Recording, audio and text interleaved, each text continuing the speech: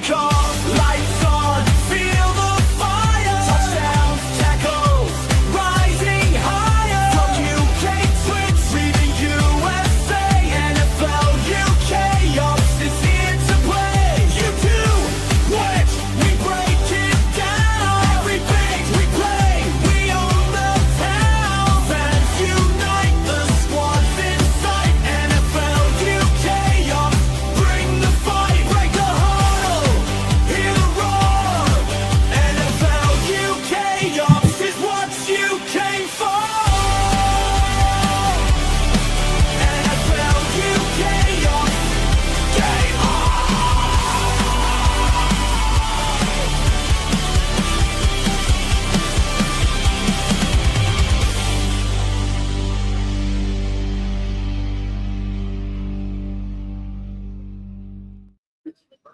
Hello, football fans. We're back for another week of the UFL. We've got the Dallas Renegades versus the DC Defenders in what should be a really good one.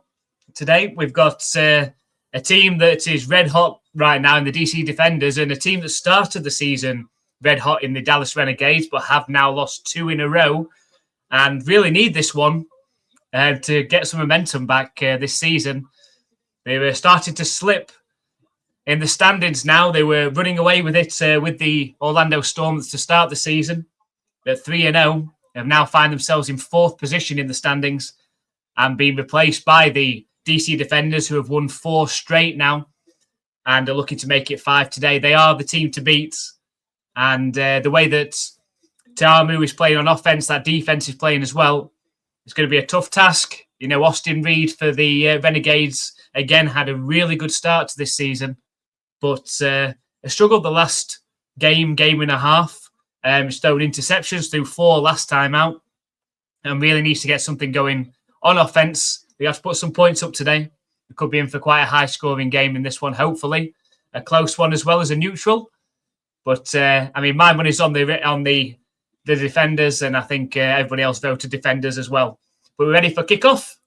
The kick is up. It's going to be returned by the Defenders. Makes a nice couple of moves and eventually tackled down around the 35-yard line. And that's where DC and Ta'amu are going to be starting their first drive.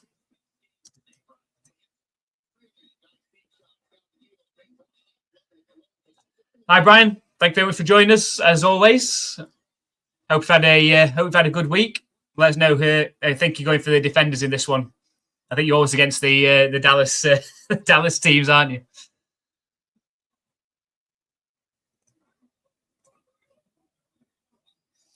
So we've got 1st and 10 from the 36-yard line of the Defenders. Ta'amu was in the shotgun. Snap back to him. It's a handoff on the sweep up the left side and a 2-yard carry. It's going to bring up a 2nd and 8. So if you're watching, let us know who you are wanting to win this one, who you think will win this one. Let us know in the chat. Really important one for the Renegades today. Started to slip away in the standings. So again, shotgun formation for Ta'amu, 2nd and 8. It's a fake toss left. He boots out to the right, looks downfield, and then sets off running and steps out of bounds. After a 4-yard carry, it's going to bring up a 3rd and 4.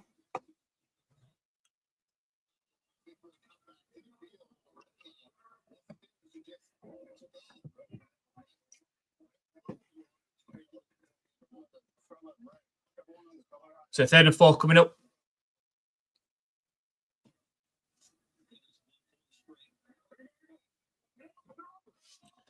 Got spread formation out the shotgun. Snap back to Ta'amu. Fired in. It was behind his intended target and nearly intercepted. A wayward pass from Ta'amu. He had his receiver come wide open on this slant in and then threw it behind him. We'll see the replay again. Fired it in high and it was nearly picked off. It's going to be a 4th and 4 and the defender's going to have to punt. So good start on defense for the Renegades.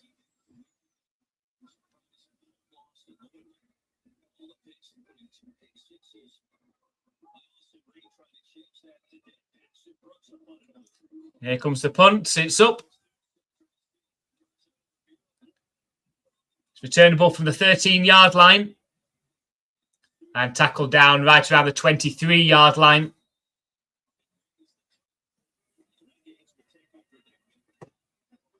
So it'll be Austin Reed hoping to fare a little better than he did last week. 4 interceptions, 2 were returned for pick sixes as well.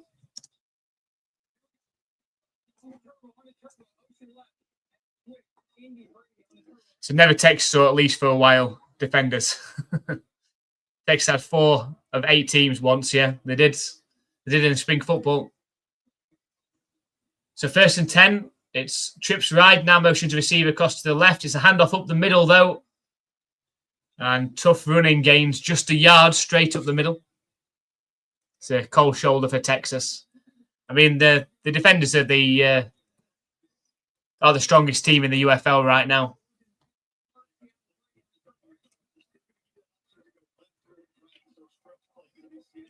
Defending champions, of course. So trips right formation, again, single back. There's a handoff again, but smothered 3 yards in the backfield. It's going to set up a 3rd and long. Not the best start, handing the ball off twice.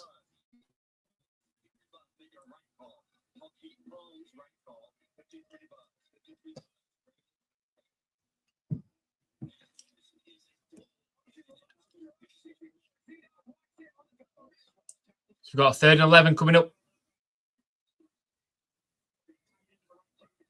Trips left formation out the shotgun this time for Austin Reed.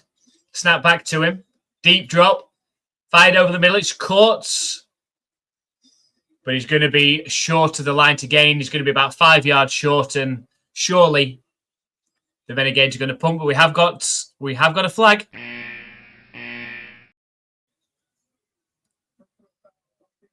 Oh, it's roughing the passer.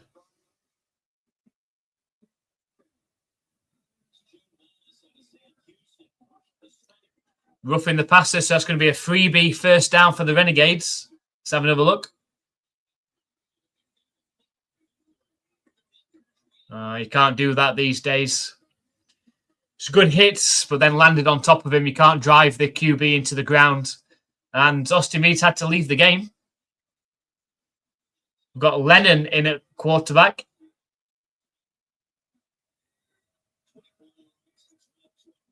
And I think that's going to be encroachment against the defense.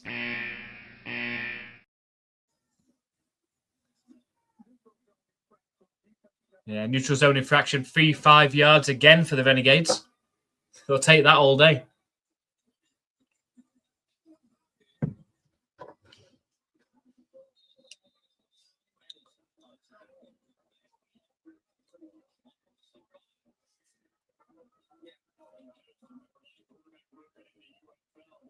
So shotgun formation for Lennon. Snap back to him. He's a keeper. He keeps it himself out to the right. Makes a move. Still going at the 40. And tackled down at the 32-yard line. Run pass option. He faked the handoff. Kept it himself. Went up the right. And made a defender miss as well along the way. And got all the way down to the 32-yard line.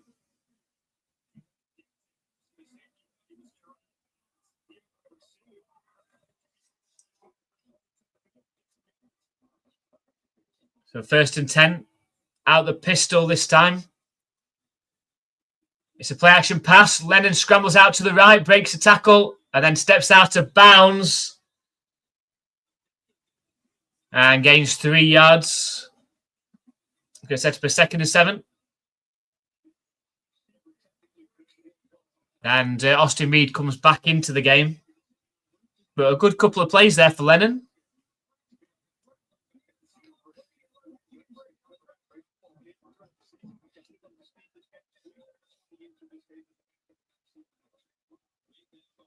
So we've got pistol formation from the defender's 29-yard line.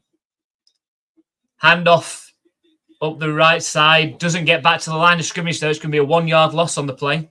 Maybe she's stuck with Lennon.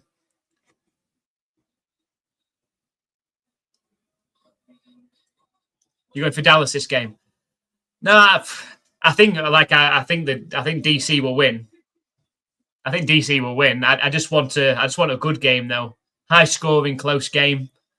I think DC will win. Be good for the league if the Renegades win. Snap back, and there's a pressure coming up the middle. Gets rid of it, and it should have been caught by Vaughns. Would have been a first down, but he drops it. And it's going to be a 4th and 7. The defenders sent the pressure right up the middle. Oh, and if Vaughns would have caught it, it was wide open, hits him in the stomach. Had he caught it, it could have been a touchdown. That could have been a 30-yard touchdown. It was wide open down the middle. We're going to get a 47-yard field goal attempt coming. From the right hash for Thika. Kick is up. And it's doinked. It's doinked the right upright. And now Thika is 4 of 8 on field goals for the season. That's not a good percentage. Not good. So after a promising drive, the Renegades come away empty-handed and also put the defenders in good starting field position on their next drive as well.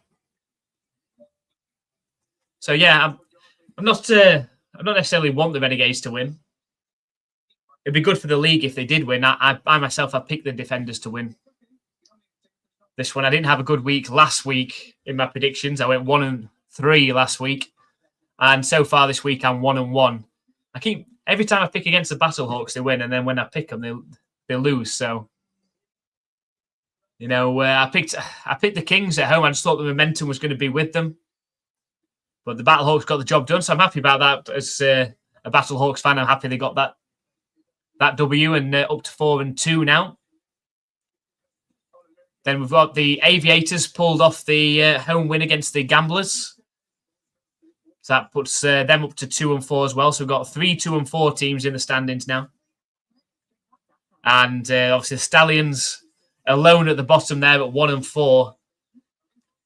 Not a great season for them. And they've got Orlando Storm tomorrow away from home as well. So you can quite easily see that being 1-5.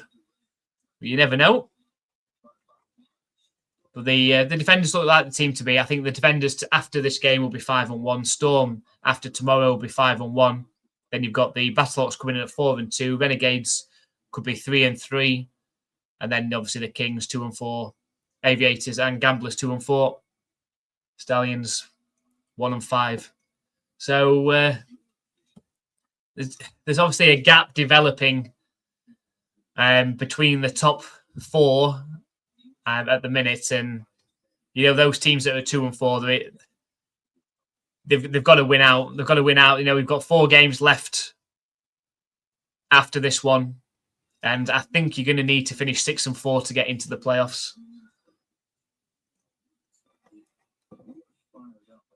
So where's the game? It's at DC today, so it's Audi Fields in DC.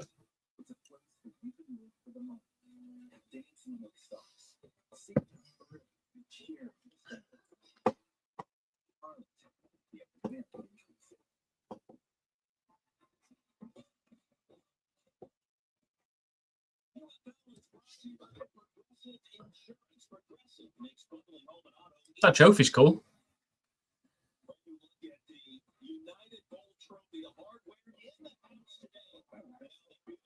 Yeah, I like that. I like the trophy. Yeah, poor Stallions.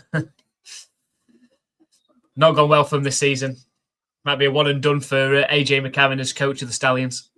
Snap back to Tamu. It's a handoff up the left side. And then about 5-yard carry. I think it was Jackson with a carry.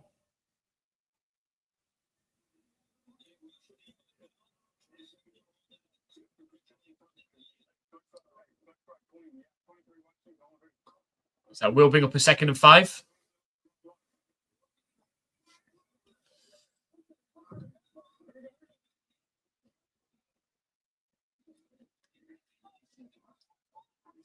Back in the shotgun from their own 41-yard line. Snap back to Tamu. It's a quick fire pass on the quick outs. And a big gain up the right side. He's at the 30. He's at the 20. And tackled down around the 6 or 7-yard line. Riley Moore turned on the Jets. Tight ends fired on the quick out. And then gets a couple of blocks downfield. But I didn't think he was going to get caught down the right sideline. Big play for the defenders. Yeah, it's the home of the beer snake. See if they can get it to the top of the stands today.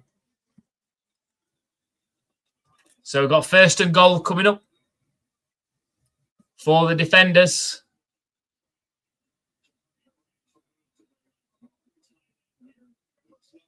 And the ball's been placed on the 7-yard line. So 1st and goal from the 7.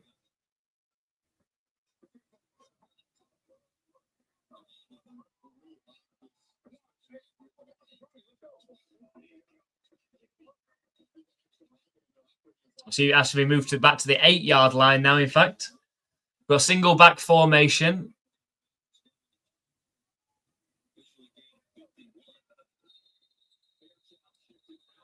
And we've got a flag.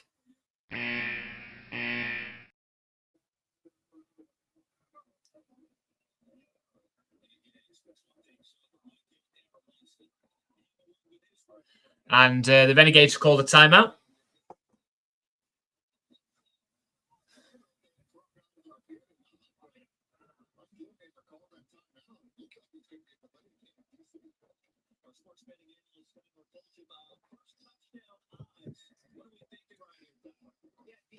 So just under 7 minutes left in this first quarter.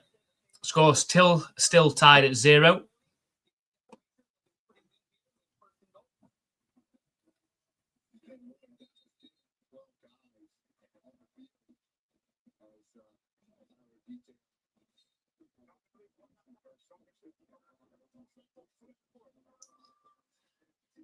So 6 minutes 58.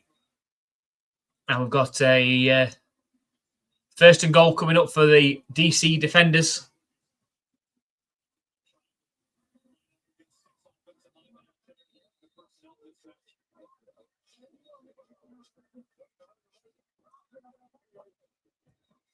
Again, back under centre from the 8-yard line. Snap back. Handoff up the left side to Dion Jackson, who is stopped immediately at the line. We'll bring up a 2nd and goal. Good tackle. And well stuffed up the left side.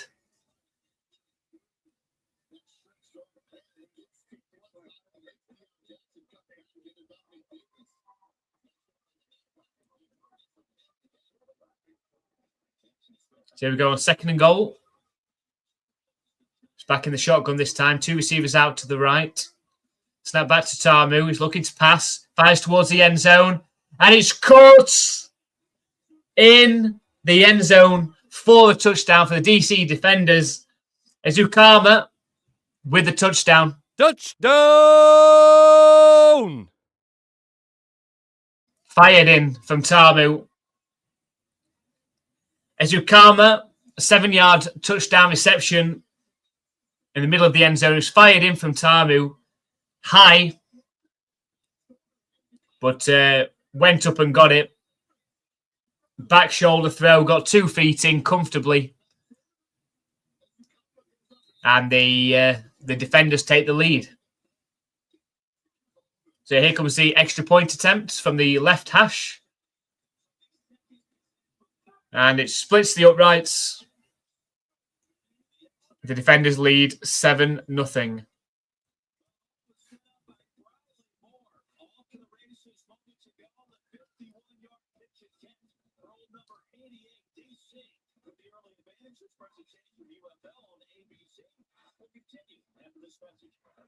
It was good ball location.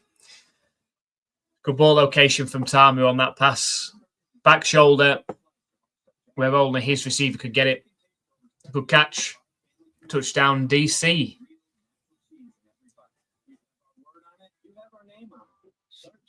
I promise you can taste.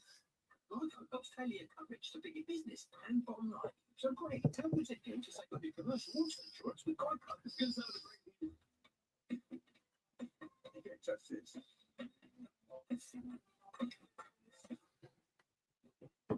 Hammer time.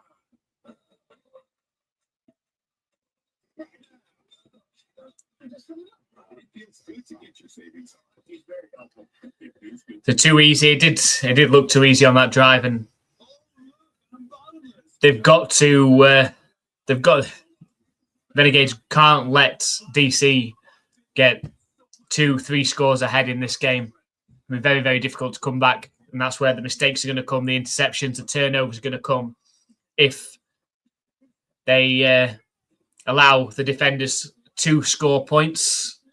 I mean, the Renegades should have taken the lead earlier in the game. They missed that 47-yard field goal.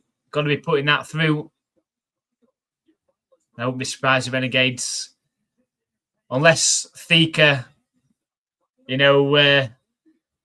turns on the kicking skills in this game, they might be looking for a new kicker in the week. He's 4 of 8 field goals for the season. You can't be a 50% kicker.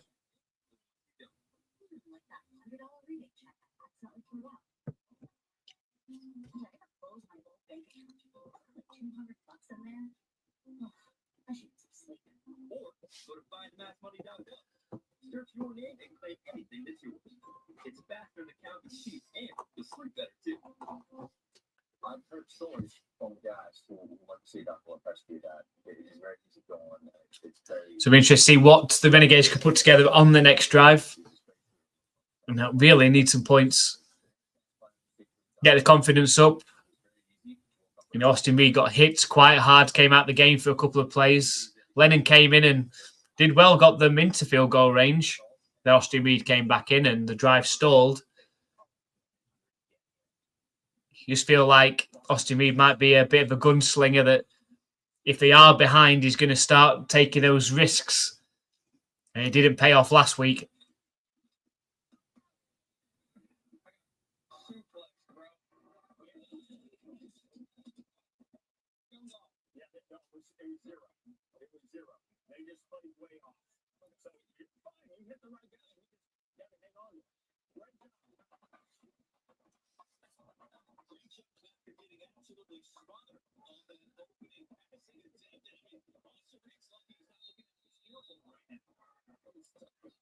So here we go. McLean's ready to kick it back to the Renegades. And it's returnable from the 7-yard line. Up the right sideline and steps out of bounds around the 37-yard line as well. So a decent return.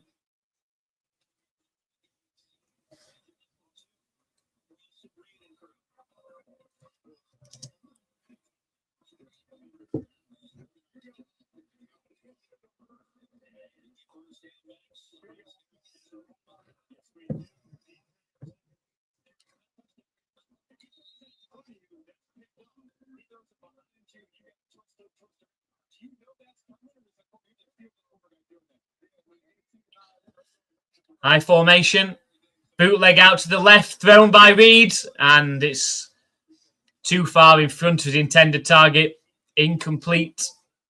Bring up a 2nd and 10.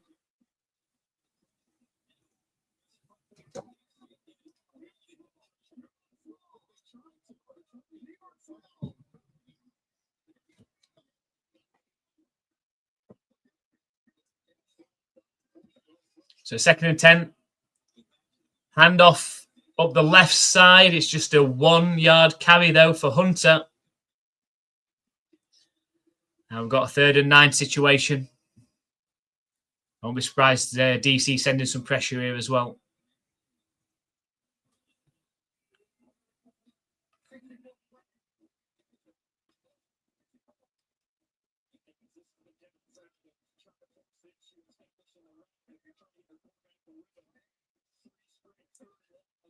Shotgun formation from their own 38-yard line. Pressure's coming. Well picked up, fired, it's caught. First down, Renegades into DC territory as well, all the way down to the 43-yard line. It was really well picked up by the offensive line. Yeah, they had enough men to block for the pressure that was coming. It's now back to Reeds. It's a sweep out to the right for Hunter, who's going backwards. And he's tackled down about 4 yards behind the line of scrimmage. I think the ball might have come out as well. And they're saying that Hunter got back on top of it. See that one again. Yeah, the ball did come out.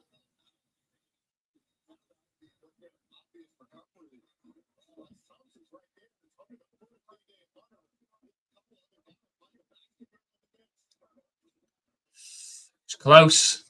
It was a clear fumble, but Hunter somehow managed to get back on top of it. Pistol formation this time from the defenders 47. It's going to be a play action pass. Thrown and dropped. It's going to bring up a 3rd and 14. And the Renegades have to go here as well. They've gone past midfield, meaning they can't punt. So they need to get some yardage back on this next play.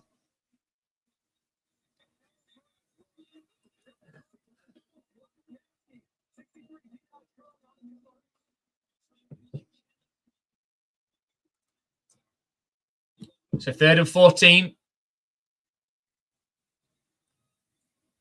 Shotgun formation. Snap back to Reeds. Deep drop. Time to throw. Fires. Caught. And it's caught at the 42-yard line. So they've got a decision to make here. Because I don't think the kicker's going to be able to kick it from there. He's missed the 47-yarder. I wouldn't risk keep trying to kick it. I think they're going to have to go for it. 4th and 8.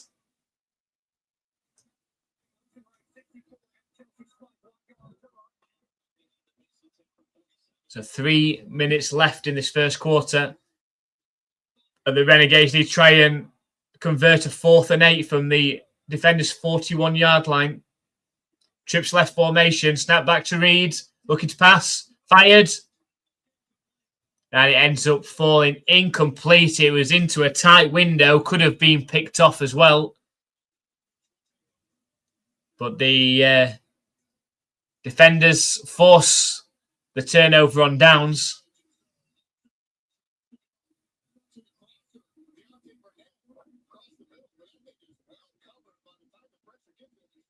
Not sure who he could have really gone to there.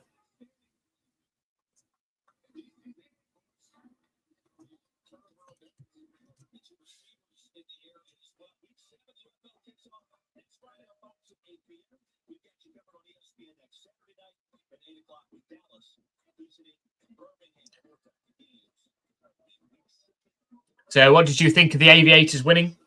We'll come back to that in a second. So we've got play action pass for Tamu, fired down the right sideline and caught around the 44-yard line by Powell. First down for the defenders. I always think of the Aviators winning. I was happy. I'm happy for the expansion teams to get some wins. I don't want them to not get the wins. I want them to be competitive. So I was happy to see that. And you were as well. That's good. So pistol formation. Handoff up the middle to Smith. It's a 2-yard carry. I'll set up a 2nd and 8. So you still pronouncing it St. Louis. I'm trying. I think I slipped up in this week's highlights video that I did. I think I slipped up a couple of times and said St. Louis. But after I said it, I immediately thought Brian. No, I need to make sure I say St. Louis. But yeah, I think I did slip up. 2nd and 8. Snap back to Tamu. It's play action pass. Caught in the flats. And he's going to be 3 yards short. He's going to bring up a 3rd and 3 from inside the 40-yard line.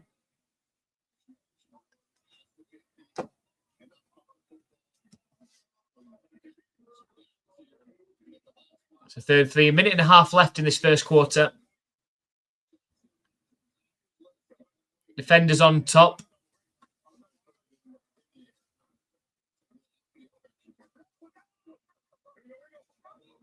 So the ball on the Renegades 38-yard line. Tamu in the shotgun. And we've got a timeout called by DC before the snap.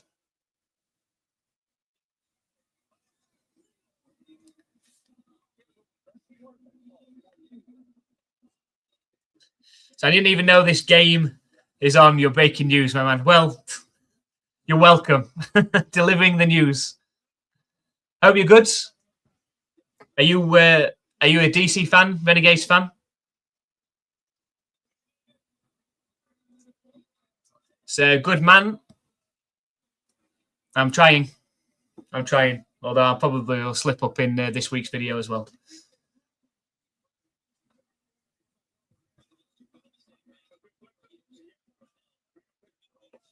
We've got just over a minute left in this first quarter. The defenders leading by 7 and have got the ball driving nicely. They're in Renegades territory as well. Looking to add to that. The fact that they've got McCrane as their kicker, they're already in field goal range.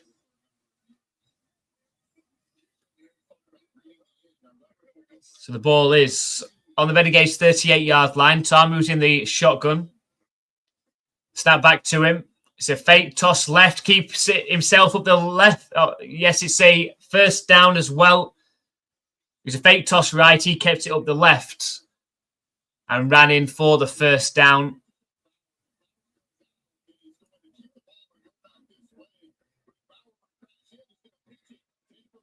Really good blocking from the line, pulling out to the left.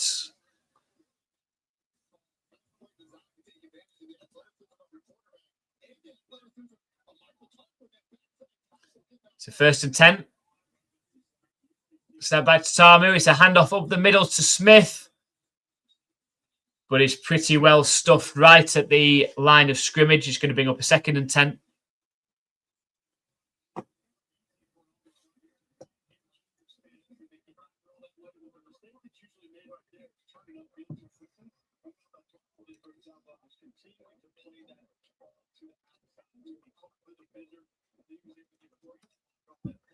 And that's going to take us to the end of the first quarter, in fact, with DC leading by 7.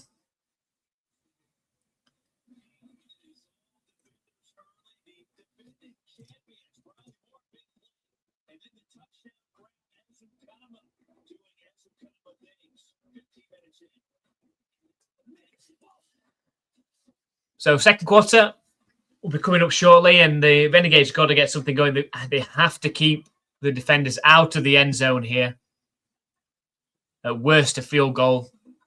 And then they've got to put a scoring drive together. They had the opportunity earlier in the game to keep the field goal and take the lead, but Thika missed.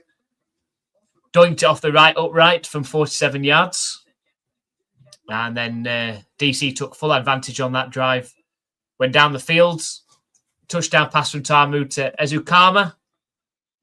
And after getting another stop, are driving nicely again now, looking to add to their 7-point lead.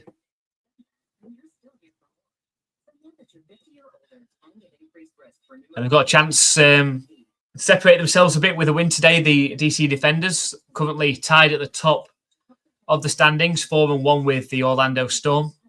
Storm are playing tomorrow against the Birmingham Stallions, who are obviously bottom of the standings and having a bit of a torrid time of it this season.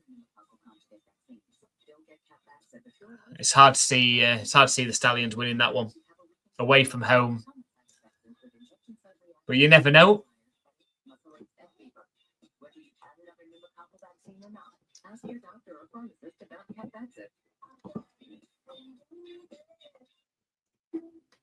Protecting what you care about is important to you, so it's important to all states. That's why we have a plan to protect just about anything, like this garden.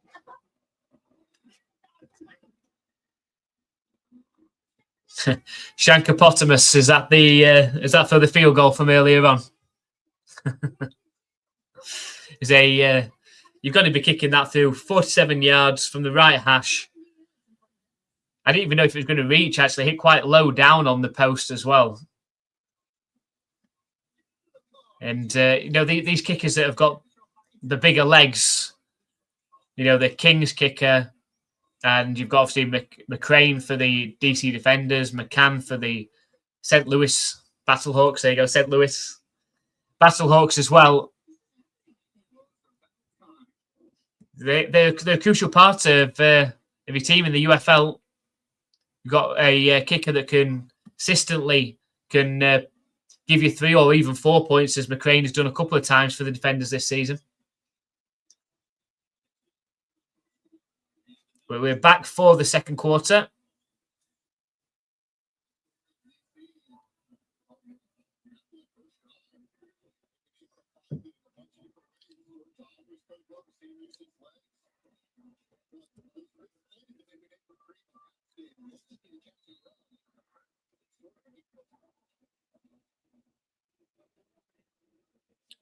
So you go 2nd and 9.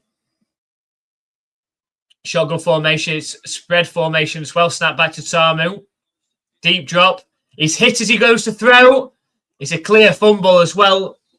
A clear fumble, but fortunately an offensive lineman, Doss, dives on top of it. I don't think he saw the pressure coming from his blind side.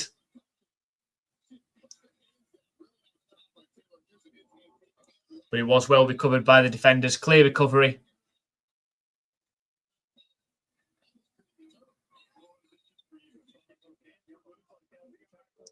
So 3rd and 14 now for DC. All the way back at the Renegades 37-yard line now. Snap back to Tamu. Deep drop again. Pump fakes, throws, and caught. Managed to get 12 yards of that 14 back. It's going to bring up a 4th and 2.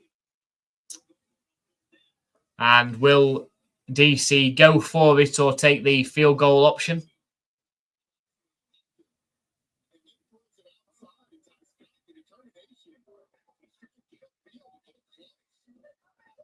Looks like they are going to go for it.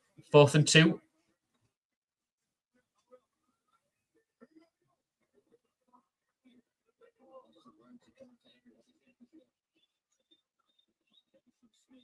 Trips right formation.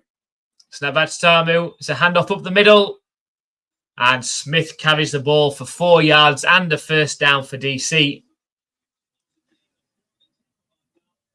Renegades, you've got to get a stop. You've got to keep him out of the end zone.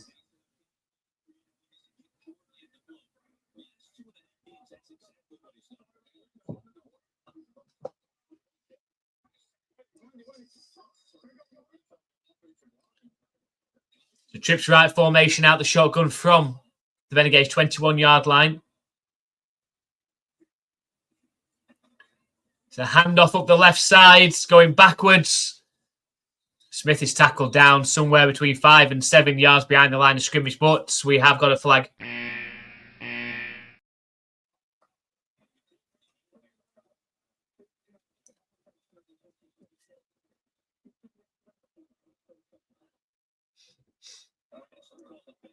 So we've got a face mask against the centre. So that's going to send them backwards. San Juan, thanks for joining us. Come on, Dallas. Now they need to get a stop. They need to get a stop on this drive, that's for sure.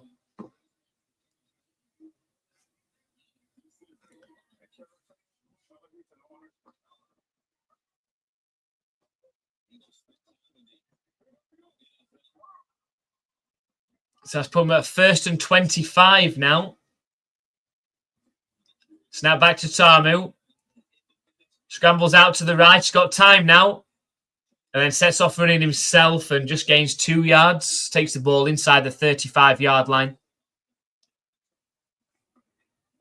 So they had been making it look easy up until that face mask penalty. Still managed to get the 1st down. They were allowed the 1st down as the face mask happened. I think after the play, I think they said. So we've got 2nd and 23, though.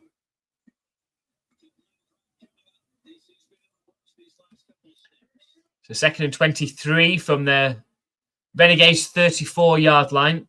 Trips right formation. Snap back to Tamu. Deep drop.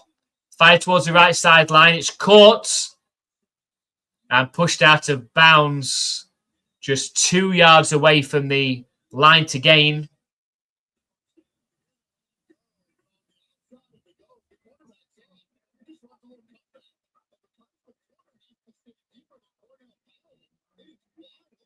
Completely wide open. I should make it much easier to convert. A 3rd and 2 now.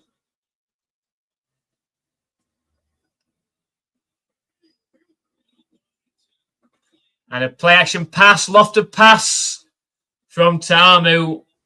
Unable to connect with Scott in the end zone. Let's bring up a 4th and 2 now. And again, a decision to make. Do you go for it on 4th and 2 or kick the field goal?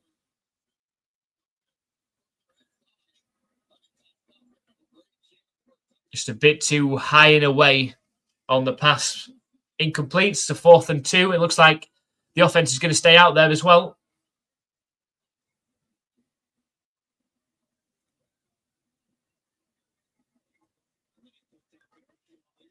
Snap back to Tamu. It's a low snap. Fired. 1st down. Into the end zone. Into the end zone. It's DC's 2nd touchdown of the game. It's Mason Fairchild, the other tight end, to go along with Briley Moore. And they double the lead. Touchdown!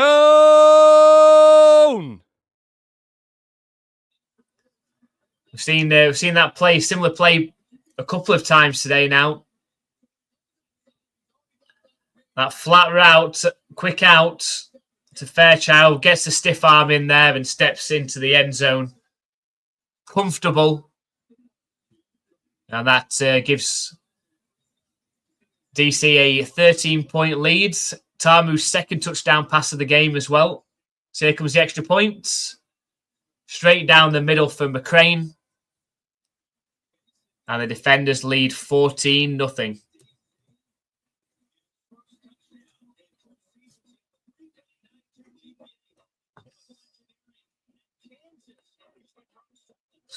I would go field goal.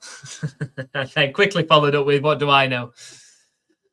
The confidence is just so high with DC right now. I wasn't surprised they've gone for it on 4th down again there. You know, Tamu had some struggles in the first couple of weeks of the season. Through some interceptions. The connections didn't seem to be there at times with his receivers, but has really cleaned it up over the last two games, and the start of this game off exactly the same. So he's not thrown an interception in the last 2 games and doing well again today. 2 touchdowns rather today, through 4 touchdowns last game. And I know they call Louis Perez the Spring King, but I don't know what that then makes Jordan Tamu, who is obviously the defending champion as quarterback of the Defenders and has put up numbers over the past several seasons since back when the XFL was established. Eat more chicken. Correct.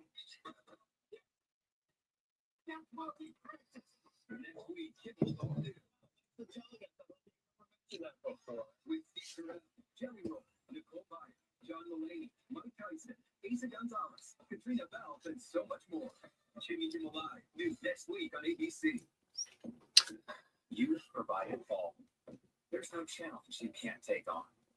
Because you've already taken. So we've got a really, really important drive coming up for the Renegades now.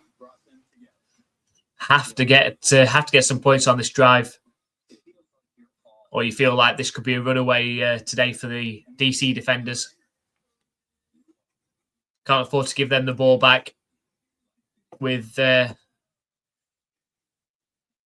score still at 14-0 and loads of time left in this second quarter. Just under 11 minutes left.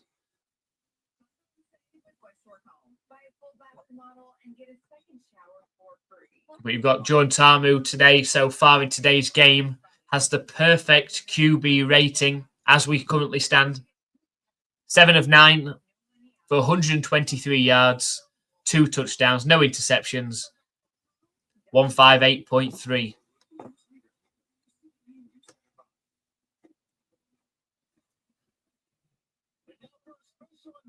From UFL President and CEO Russ Brandon, as well as Washington football legend Doug Williams. Russ, hey everyone, on behalf of our ownership group, Danny Garcia, Dwayne Johnson, Mike Rapoli, Robert Campbell of Fox and ESPN, we are thrilled to bring the United Bowl here to DC to Audi Field on June 13th, 3 o'clock on ABC. So there you go. They've just announced the championship game in the UFL will be played at Audi Field. And I don't think anyone would bet against the fact that DC might be having a home game in the championship game. I'm not surprised by that. And I say there's every chance it's going to be DC in that game as well. So it's McCrane to kick the ball off. It's up. It's returnable from the 5-yard line. And Hunter gets back to right around the 25.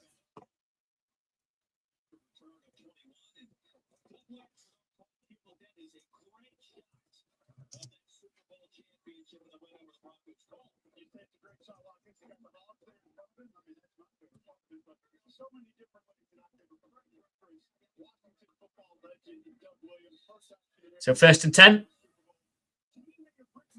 for the Renegades from the 25-yard line. We've got Austin Reed in the shotgun. Snap back to him. It's going to be a pass play. Fired.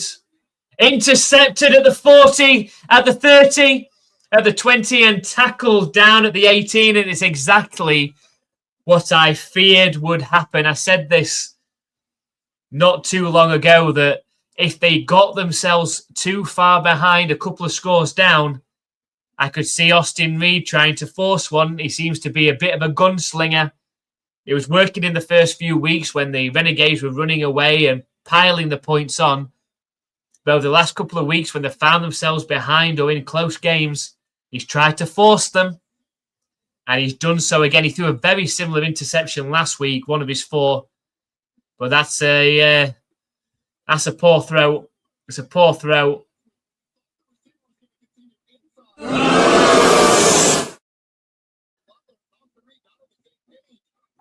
So it's going to be the defenders in excellent starting field position.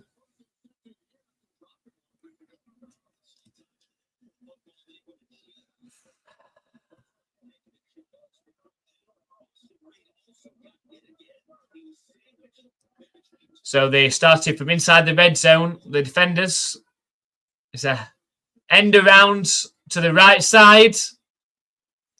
And tackle down after around a 5-yard carry. Takes the ball to the 13-yard line.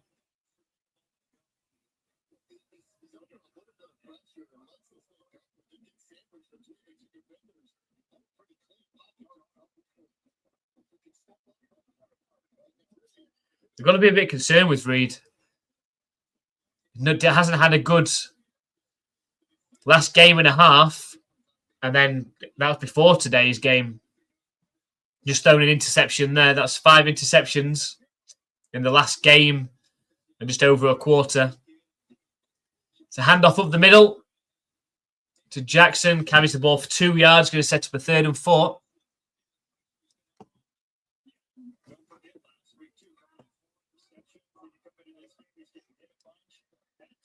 Hi, EJ. Thanks for joining us. Let us know who your UFL team is.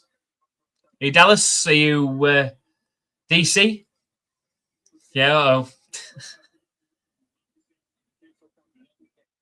He's got to figure something out quick, Austin Reed, because this could end up an absolute mauling. Trips left formation out the shotgun for Tamu. Snap back to him. Time to throw. Fired towards the end zone. Oh, what a catch. What a catch from Powell.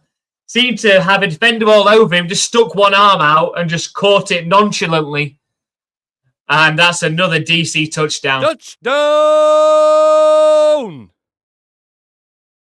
And this game could quite easily get out of hands. What a catch from Powell. I mean, Tamu had all the time in the world to stand in the pocket there. Fired, and the defender was all over Powell's left arm. All over it, and he just stuck out his right arm, pulled it in, still with the defender over his left arm. And that's Tamu's third touchdown pass of the game. And we've only been playing just over 21 minutes. And there's the kick from McCrane. 21-0.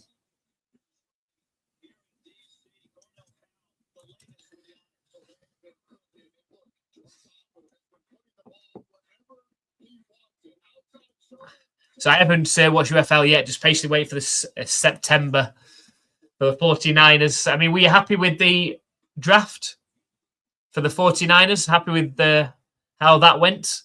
I mean, at least in a couple of weeks, we've got the... at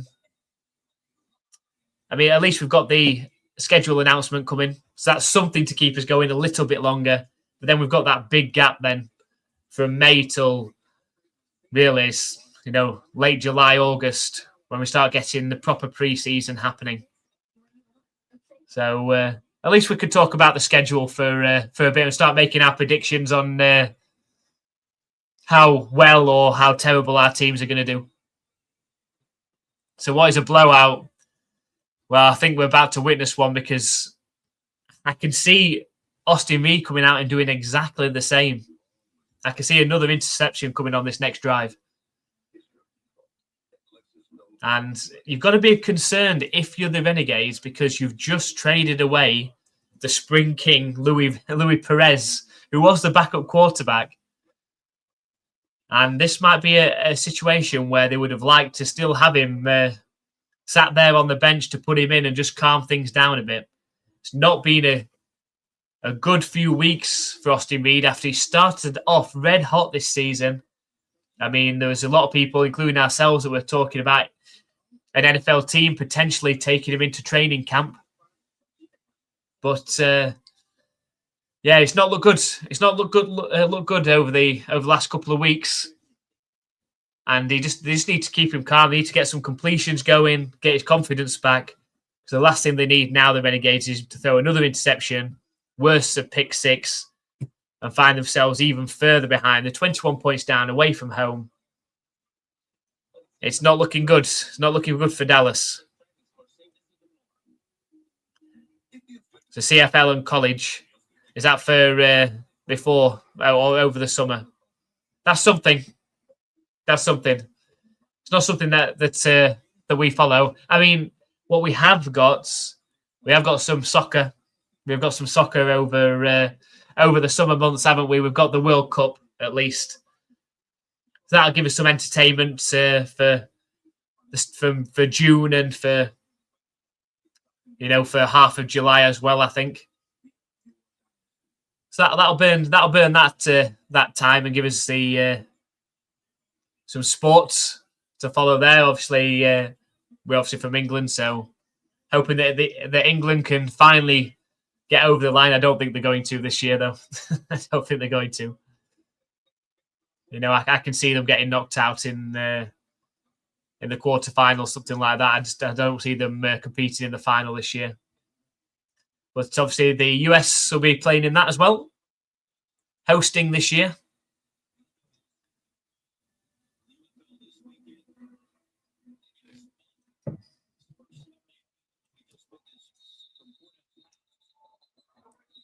And we've got whistles before the kick.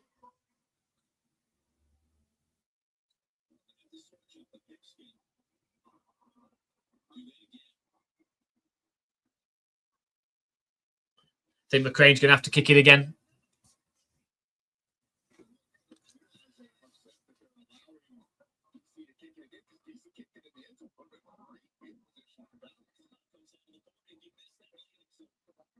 So we've got 9 minutes left in this second quarter, and it's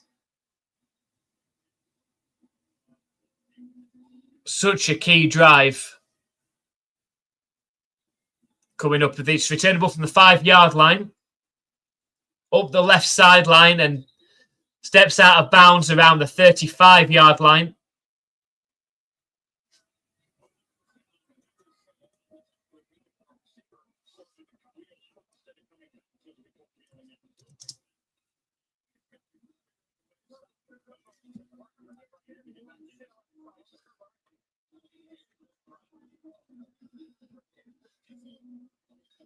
So 1st and 10, important drive for Austin Reed.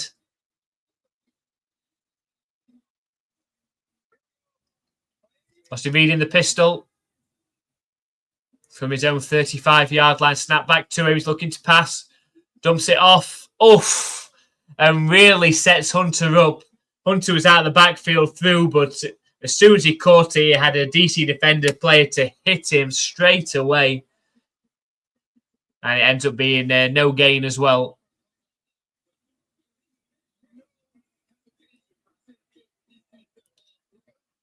Yeah, I mean, that throw needs to come earlier. Snap back to Austin Reed again. It's a handoff up the middle to Hunter, who does well to carry the ball 5 yards up to the 40-yard line. I'll set up a 3rd and 5.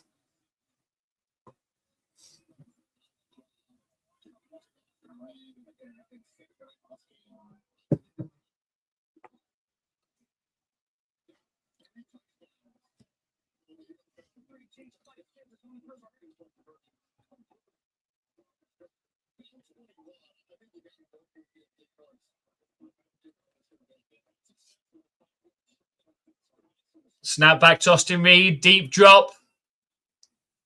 Throws towards the left sideline. It's caught. A great pass. And caught by Mims. And it's a 1st down for the Dallas Renegades.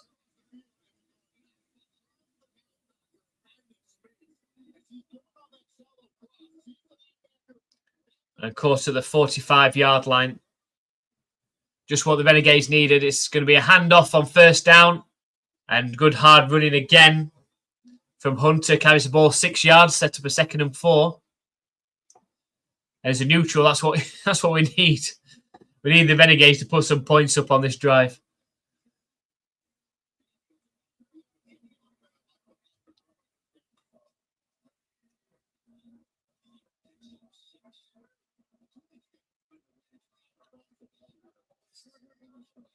A pistol formation again, 2nd and 4. Snap back to Reed. It's going to be a handoff again up the middle to Hunter, who carries it forward for 2 yards. It's going to be a 3rd and 2 coming up. And the clock ticking right around the 6.5-minute mark left in this 2nd quarter.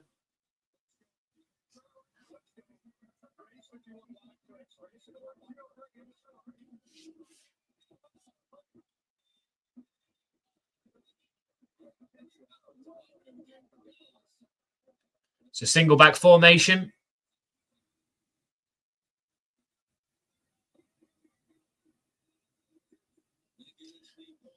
Dallas send pressure up the middle. Nice spin out the tackle. And it's Merriweather that gains a yard. It's going to be 4th down. They've got to go for it.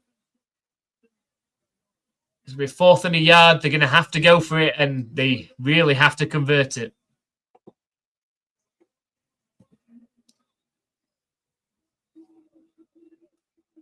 DC sent pretty much all out pressure up the middle there to try and stop that run.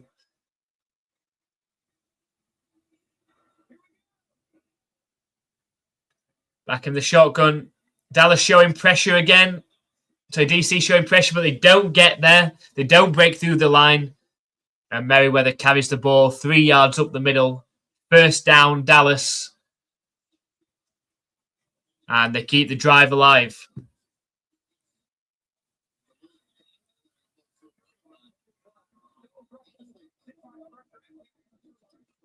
So 5 minutes left in the 2nd quarter. 1st and 10 for the Renegades. Up at the DC 33-yard line. Snap back to Austin Reed, looking to pass. Under pressure, scrambles out now to the right. Looks downfield, fires. Looking for Mims in the end zone, but couldn't connect. And it sets up a 2nd and 10.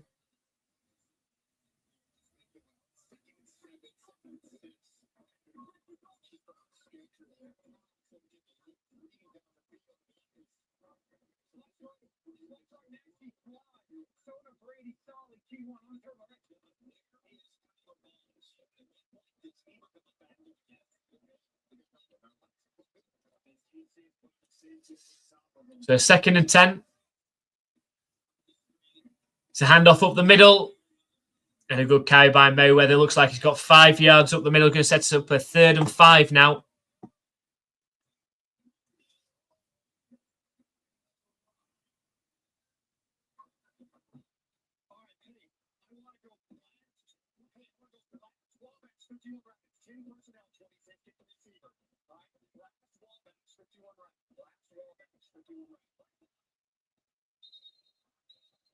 I think we've got a flag. I think we've got a false start against the Renegades.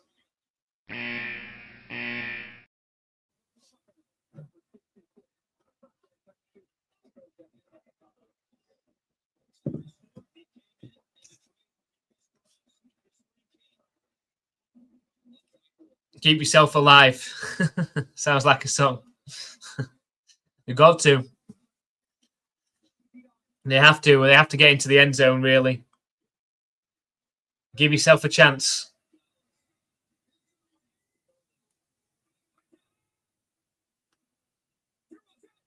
Snap back to Reed. Scrambles out to the right. Looks downfield. Throws. And it's caught by Vaughan's. A nice catch. Diving. Gets his foot in bounds before going out of bounds.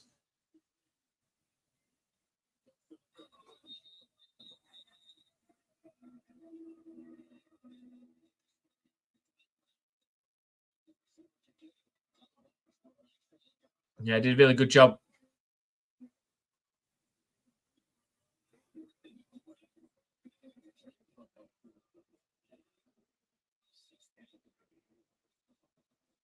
So 4th and 3 coming up.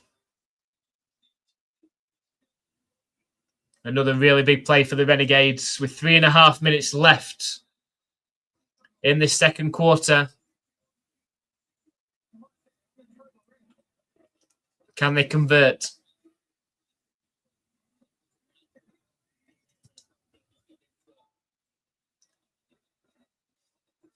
Snap back to Reed. Time to throw. Throws deep towards the end zone. Oh, and he had his receiver there. Mims was there. And had he caught, it would have been a touchdown, but it seemed to go through his hands. And it will be a turnover on downs as well, which is the most damaging thing here for the Renegades.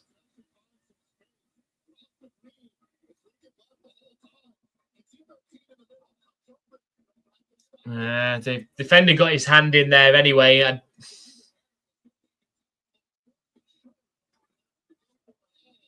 Yes. Tough one. But the Renegades come away again empty-handed. There's still plenty of time left for the defenders to add to their 21-point lead.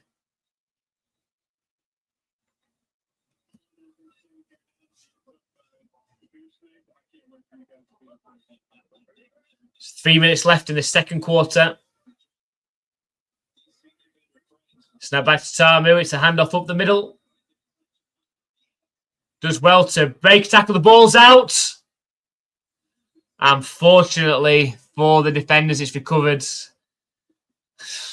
This can't catch a break, the Renegades. They've had the ball out a couple of times today, but not landed on it. It's a definite fumble as well.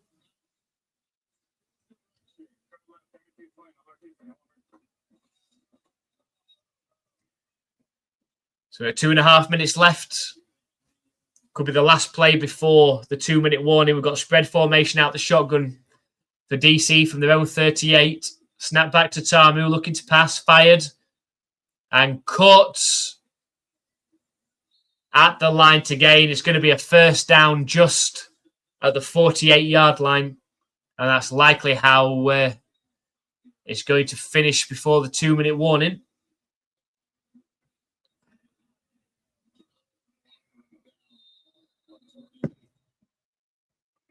It is. We're at the 2-minute warning. We're at the 2-minute warning. And DC just can't be stopped at the minute. The Renegades have got to find a way somehow. Force a turnover. They've had the ball out on fumbles a couple of times already in this game. Forced one on Tamu. It was scooped up by an offensive lineman, and then the fumble there was recovered by the wide receiver. And they really need to get. They need a turnover.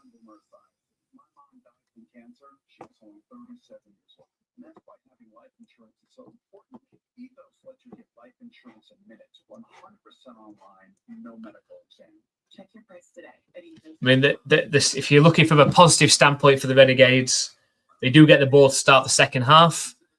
So that's one possession.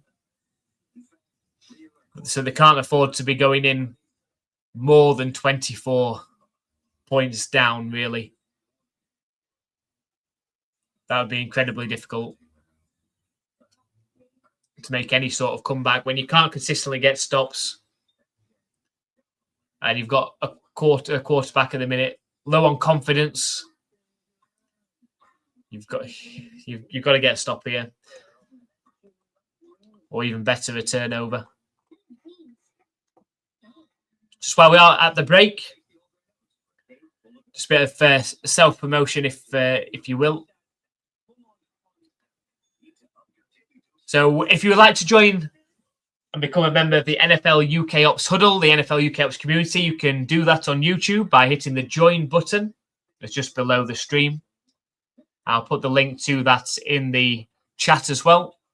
Loads of perks and a way of supporting our channel as well. Really a popular pick with the MVP tier, which will get you entry into our 2026-27 Dynasty Fantasy League for next year. We're going to have a NFL jersey of your choice for the winner, and of course a trophy as well.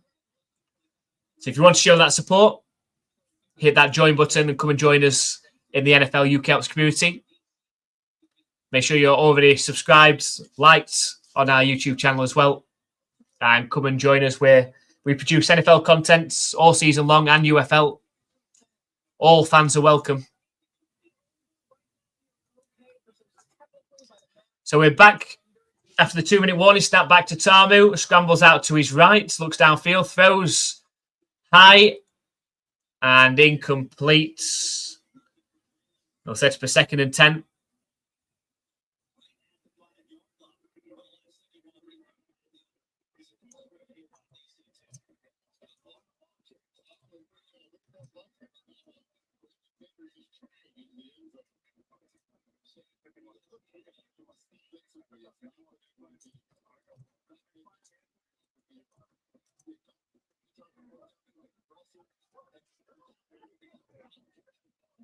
So 2nd and 10 coming up.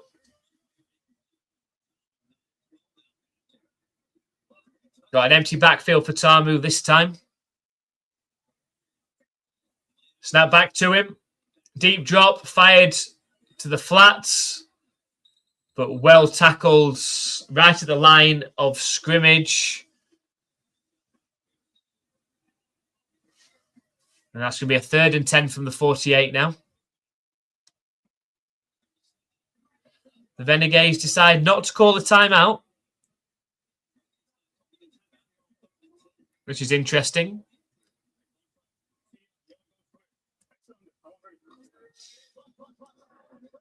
Maybe they're hoping that they get a stop here and then can call a quick timeout.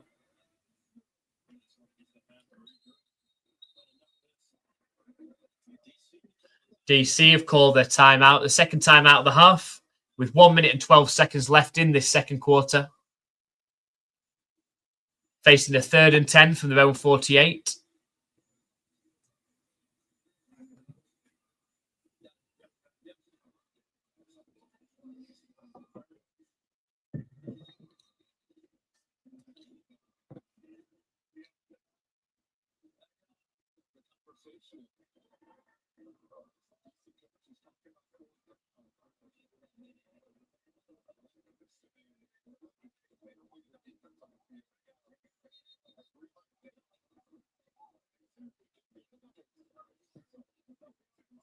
So 3rd and 10 coming up.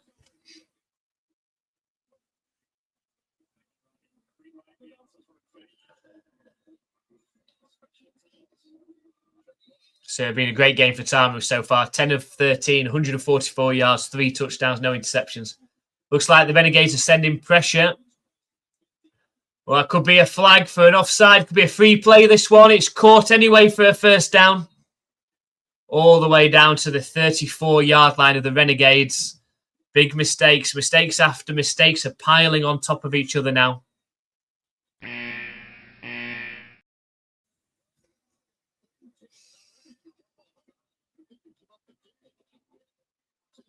You know, we could quite easily be going in at 28-0.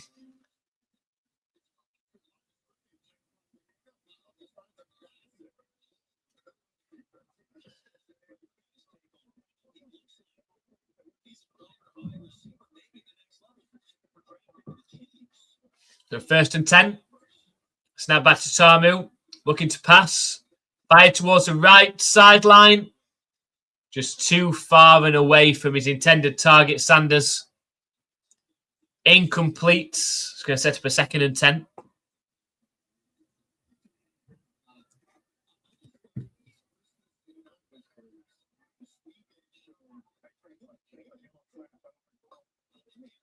So just over a minute left in the 2nd quarter. We've got a 2nd and 10 coming up for DC. From the Renegades 34-yard line. Snap back to Tamu, looking to pass. Fire deep towards the left sideline. Incomplete. Again. Ezukamu was the intended target, but he had to reach around a defender and it was low. Couldn't bring it in. And it'll bring up a 3rd and 10 now.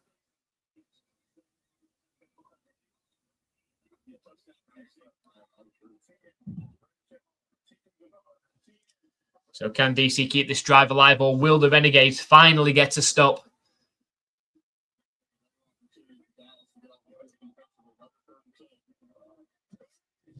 It's now back to Tamu. Deep drop.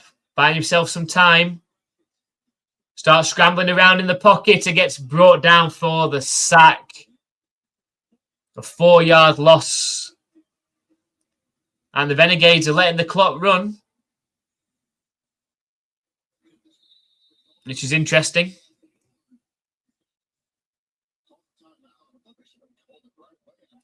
They've let a few seconds burn off, but the Renegades have called a timeout, the 2nd timeout of the half.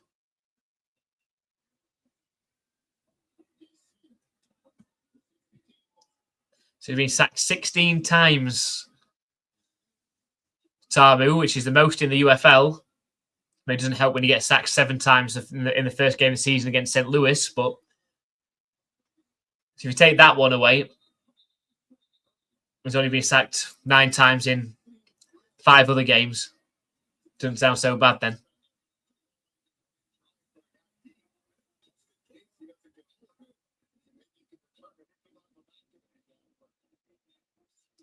So here comes Matt McCrane. One of the best kickers in the UFL. He's 12 for 15 on the season with the longest of 60. He's kicked 2 60-yarders this season. This is dead centre. It's a 56-yarder from dead centre. And the kick is up. And it's good. And it's good. He will get a shot on an NFL team. That is for sure.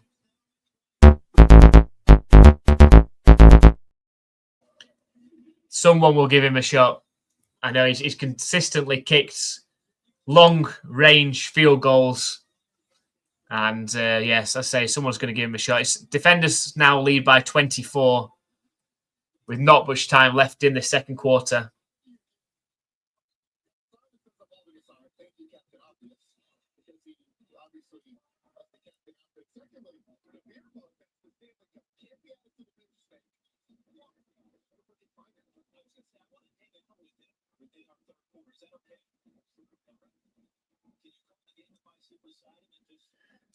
So 36 seconds left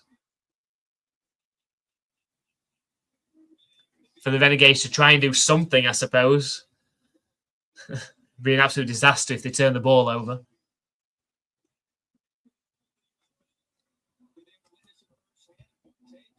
But McCrane's lined up, ready to kick it back to the Renegades.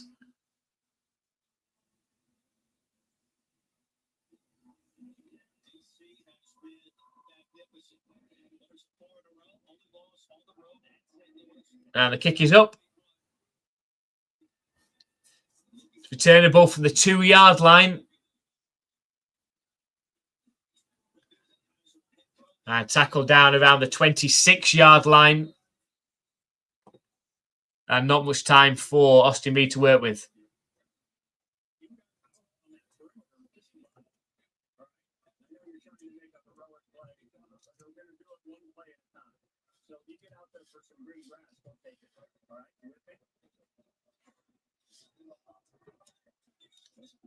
"29 seconds. We've got a flag.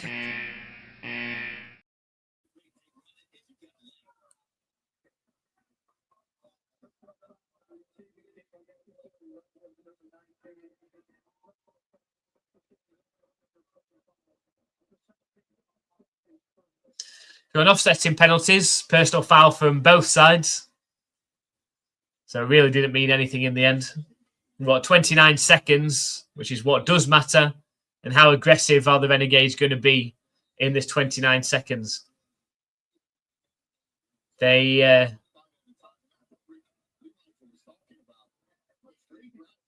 on their own 27-yard line. Trips right formation out the shotgun. Snap back to Austin Reed. Fired. Caught. And tackled down at the 45-yard line. First down, Renegades.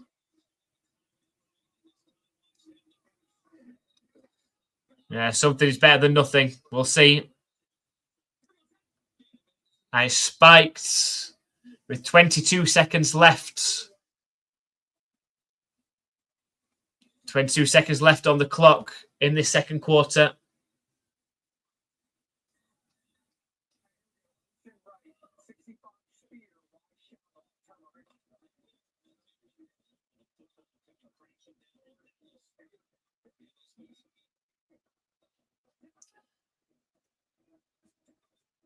Snap back to Austin Reed. Fired over the middle and tackled down just after 2 yards. Again, I think the Renegades are going to have to take their final timeout with just 16 seconds left on the clock.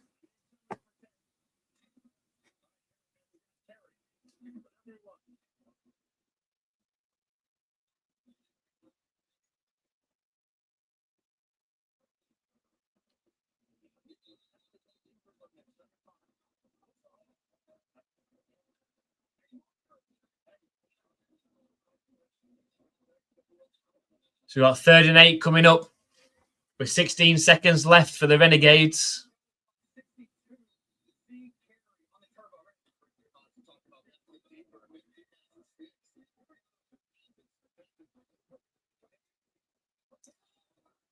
From their own 46-yard line, snap back to Reed. Scrambles out to the right, is under pressure, breaks the tackles, throws downfield, and caught. Great catch down at the 39-yard line.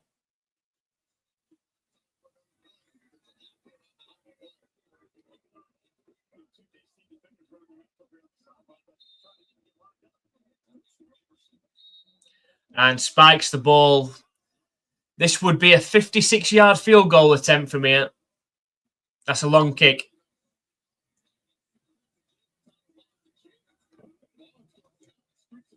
So we say the collection agency. Something's better than nothing. Well, it's what you do here, isn't it? Do you try and kick a 56-yarder or just try and throw up a shot at the end zone? It looks like they're going to try and take a shot at the end zone. 5 seconds left. This should be the last play. Snap back to Austin Reed. Fired. Caught. And Vaughan steps out of bounds. at the 34-yard line.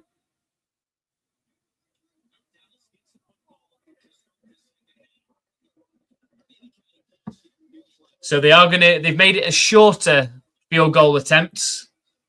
Benfica did miss a 47-yarder earlier in the game. This one's from slightly longer than that. I think this is about a 51-yarder, 52-yarder even, from the right hash. It was from the right hash earlier. He hit the right upright. And DC call the timeouts. Just try and ice the kicker. I don't think you need to. I don't think you need to ice the kicker. I will be shocked if he makes this kick.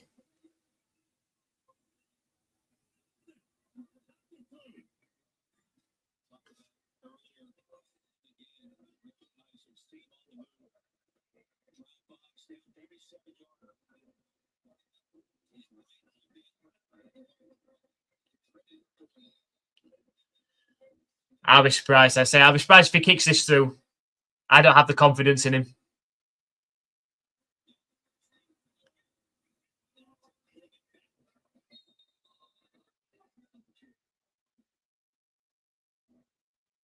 So a 52-yard field goal attempt from the right hash for Thika. Try and get the Renegades on the boards. Now the kick is up and he's completely shanked it. Shankopotamus, as Brian would say, is shanked it. He's overcompensated this time and gone too much to the left. Far too much to the left. I didn't have confidence. And the scores go into halftime with the defenders up 24-0. It's the Renegades that will get the ball to start the second half as well. Had another chance to try and get their first points of the game. But now that's 2.5 games now that the Renegades have struggled. After starting the season 3-0, they've had a poor last couple of games and now a half. Been shut out in the first half. And the defending champions, the DC Defenders, totally on top in this one, 24-0. We've had 2 missed field goals from Thika, who's now kicking at under 50%. He's 4 of 9 for the season. We've got some talking and things happening off as they go off the field between the two teams, but DC will be the much happier, of course, of the two teams. So we're going to take a short break just for halftime. Make sure you join us for the second half, and you never know. You never know. If the Renegades, managed to get into the end zone on the first drive, maybe convert a 2-point conversion, get to 24-8, we could have a game on our hands. You never know. We'll take a short break. Hopefully you can join us for the second half, and we'll see what happens. We'll see you then.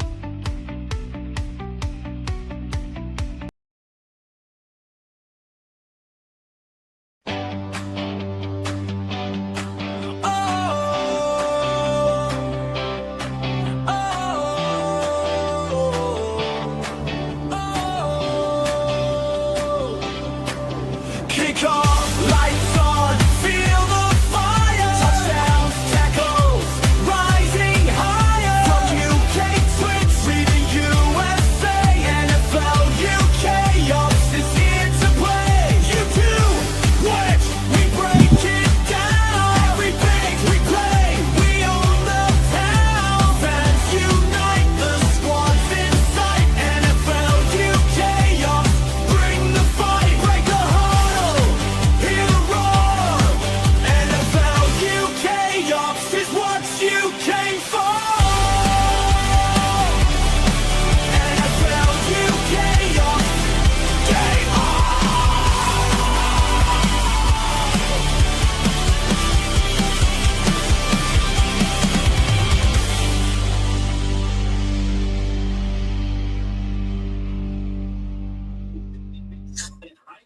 Hello, we're back for the second half of the Dallas Renegades versus the DC Defenders. It's week 6 of the UFL, and so far we've seen absolute domination from the current defending champions, the DC Defenders, currently up 24-0. The Renegades are going to get the ball to start the second half, but have to get something on the board in this drive if you're going to get anything that looks like a competitive game in this one. They've missed 2 field goals, a 47-yard field goal and a 52-yard field goal from Thika. He's now kicking at under 50% this season, 4 out of 9. Not good enough. Not good enough from the Renegades. But hopefully they can get something going on this first drive to start this second half. Jordan Tamu has been playing at an MVP level the last few weeks. He's thrown 3 touchdowns in this one to no interceptions. And that was after last week throwing 4 touchdowns to no interceptions. And we'll see how things go. But he's 11 for 16, 163 yards, 3 touchdowns, 0 interceptions. And playing outstanding football. You know, you compare Austin Reed, who started off the first 3 weeks as looking like the MVP of the league. He's 10 of 19, 92 yards, and 0 touchdowns, 1 interception for a QB rating of 44. You know, when you look at time of possession, very, very similar between these two teams. But it's the scoreboard that counts, and the defenders have got into the end zone 3 times, plus kicked a field goal from McCrane and lead 24-0.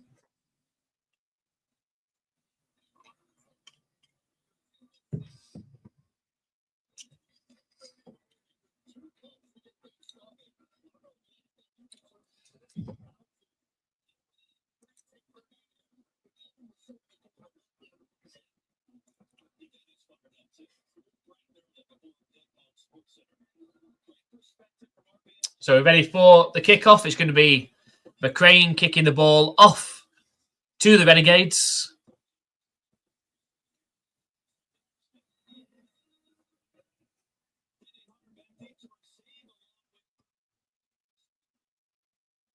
And the kick is up.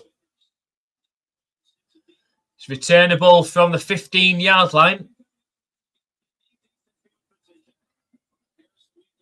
And tackled down right around the 36-yard line.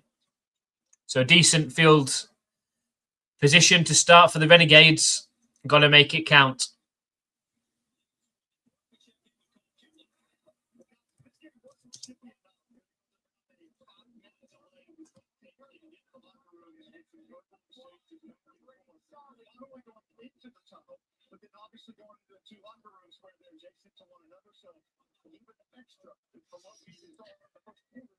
So they're actually on their own 37-yard line. It's Austin Reed in the pistol, trips left. It's going to be a RPO trying to get the ball set up on a wide receiver screen, but it actually loses yardage.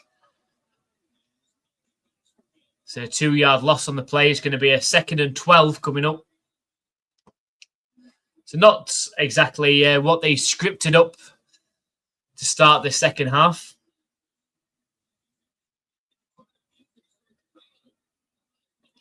So 2nd and 12 from their own 35-yard line. Snap back to Reed. Fired, and it looks incomplete to me.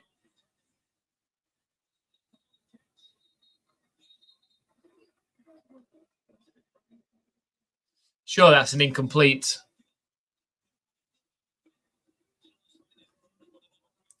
And that's going to make it a 3rd and 12, and a huge play on the 3rd and 12.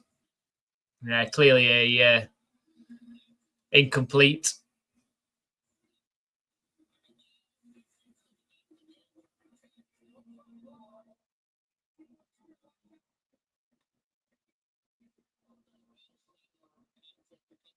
So 3rd and 12. Snap back to Austin Reed. Dumps it off to Merriweather. Got a lot of work to do, and he's tackled down 4 yards short of the line to gain. And I don't know, the Renegades going to punt. I mean, what do you do in this situation here? You're down 24 points, but if you don't make it, then you're basically giving DC points at this point, because McLean has kicked 2 60-yarders this season. So they are going to go for it on 4th and 4 from inside their own half. They're on their own 43-yard line. Snap back to Reed. Thrown. And it's dropped. It's dropped. Merriweather was wide open out the backfield. The ball was sort of dying on him, but he should have pulled it in. Had he pulled it in, it could have been a huge game. Because the DC sent pressure. They got Merriweather in motion. He was wide open to the left and just dropped it. Now that's all on Merriweather. He's got to catch that.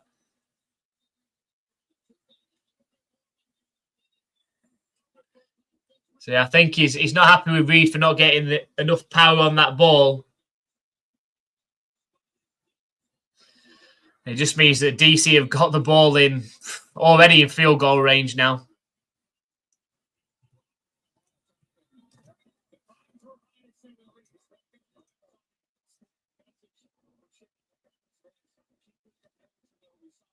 And Merriweather on the sideline is showing he's not happy with the pass. Snap back to Tamu. Dumped off. And Sanders carries the ball for 9 yards. It's going to set up a 2nd and 1 from inside the 35-yard line.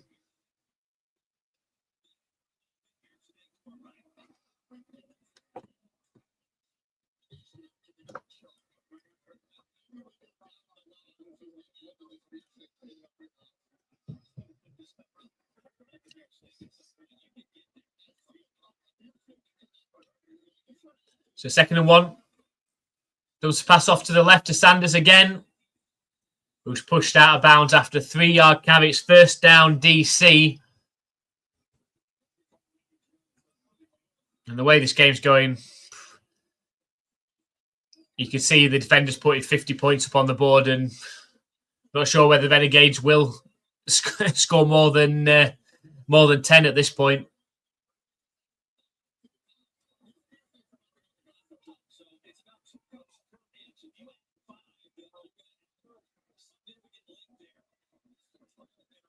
So 1st and 10 from the 30-yard line. It's a handoff up the middle to Dion Jackson, who is stuffed at the line.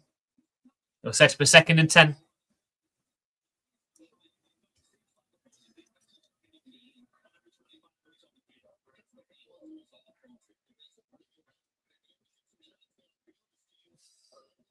So 2nd and 10 coming up.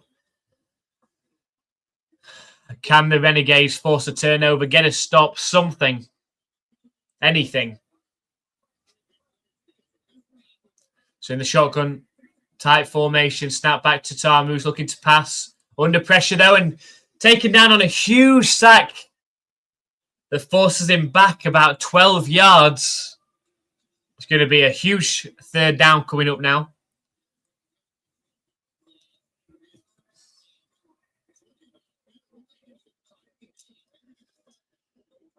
Hi Hank, it's not going well. Have you been watching? Have you watched the first half? It's not going well. It's not going well. It's 3rd and 20 from the 40-yard line. This could be an opportunity for the Renegades. Snap back to Tamu. Time to throw. Throw towards the left sideline. It's caught by Sanders, but it's going to be short of the line to gain. Now we could get a field goal attempt coming from McCrane that will make it a 27-0 game. So I'm just seeing the score. It's not been good. They haven't been able to stop the defenders, and then mistakes. They've missed 2 field goals, the Renegades. Thika missed a 47-yard field goal, which would have started the scoring today. It was at 0-0 at that point. He dinked it off the right upright. He missed a 52-yard field goal before halftime as well. Reed's thrown an interception. McCrane, I think McCrane's missed. Wow, you do not see that often. It's sort of wobbled and then skewed off to the right.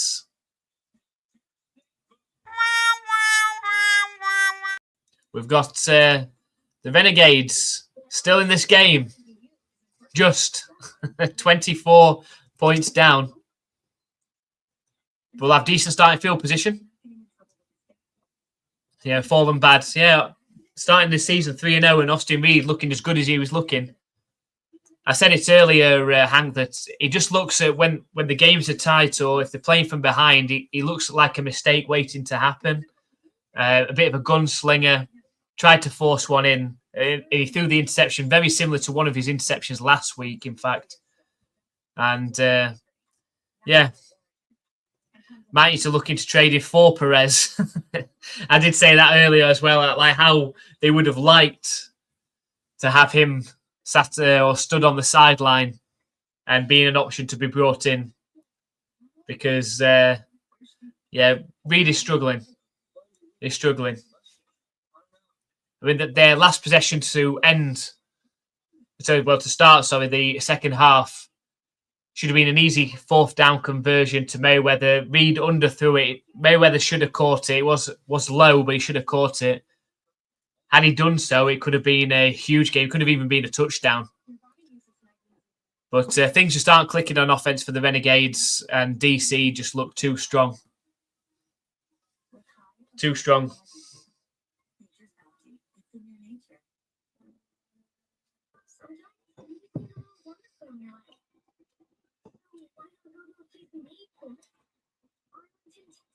So parts of me, I wonder if they're playing bad for retaliation for the loss of Perez.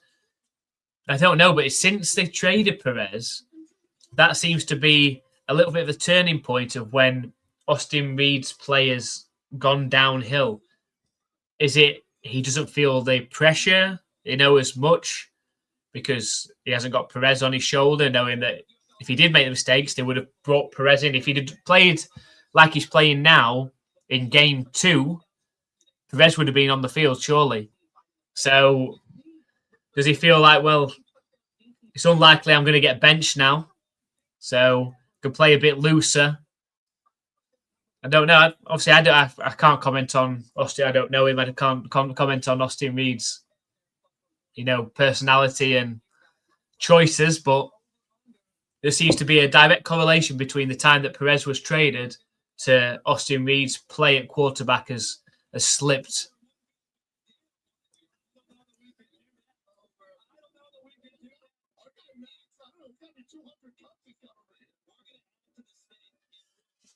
So from their own 34-yard line, the play action pass for Reed. Time to throw. Throws deep over the middle. He's got a receiver at the 30 and tackled down around the inside the 25-yard line. A huge play for the Renegades. A much needed huge play for the Renegades as well. And that's what can happen if he gets the time. He got loads of time in the pocket. And they got a receiver wide open downfield over the middle.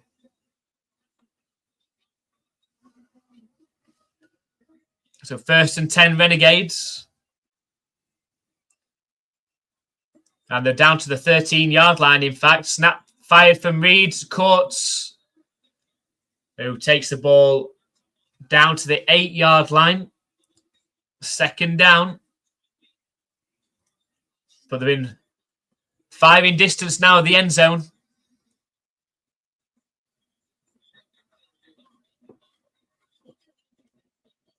So we've got 2nd and 5. Maybe you brought the good luck, Hank. If they can get into the end zone, from the 8, snap back to Reed. Under pressure. And I spoke too soon, sorry. He gets taken down on a big sack. All the way back at the 15-yard line. And that's going to be a 3rd down and long coming now. So the Hawks got them Kings. Yep. I mean, I actually predicted that the Kings were going to win that one as well. I thought with the momentum at home, I just thought that they would that they might win that one. But what do I know? I was happy that the Battle Hawks won, though. I appreciate that. Obviously, you were at the Renegades game last week. Snap back to Austin Reed, scrambles out to the right, throws towards the end zone, a wide open. Vaughan's in the end zone, and the Renegades finally get into the end zone and get onto the board. Touchdown! It's nice extension of the play from Austin Reed. Managed to find a hole in the pocket, scramble through it, and had a wide open Vaughan's who had lost his defender. And got 24-6 now. And they are going to go for a 2-point conversion. Try and make this 24-8. Snap back to Reed. Fired. Oh, what a catch. What a catch, but he's not going to be the end zone. Outstanding catch from Vaughan's, going up one-handed high to catch it. But he didn't break the plane.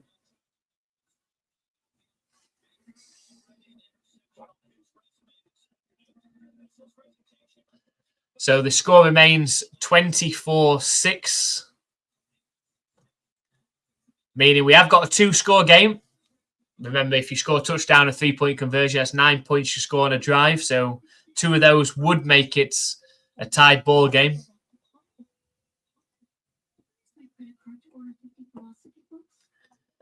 So yes, I actually got a seat this time instead of standing. And how was it? How did you find it? It was obviously not the results that you wanted, but you said you enjoyed the game at least. I mean, that 2 points is where he threw it. I mean, it might have worked. It was just basically, I think it was supposed to be just a fade. So it's one of those ones you see in the NFL all the time. It's a one-on-one wide receiver versus corner, best versus best, and just loft it up into the end zone and see if your guy comes down with it. And Austin Reed's pass wasn't the best. It wasn't really towards the end zone. It was more towards the first pylon. And Vaughan's did well to bring it in, but the defender was able to force him away from breaking the plane.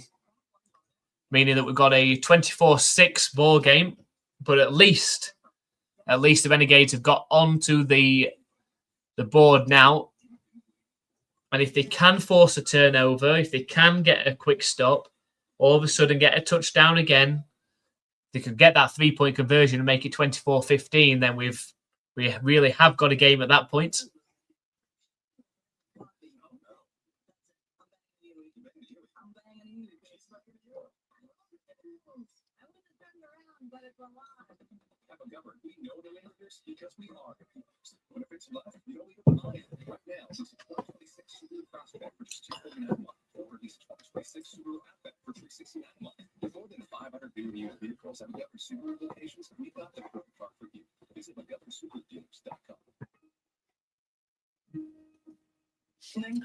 So what can the defenders, or how will the defenders answer back? So just the first time we've seen a little mistake or a little poor play from the defenders today.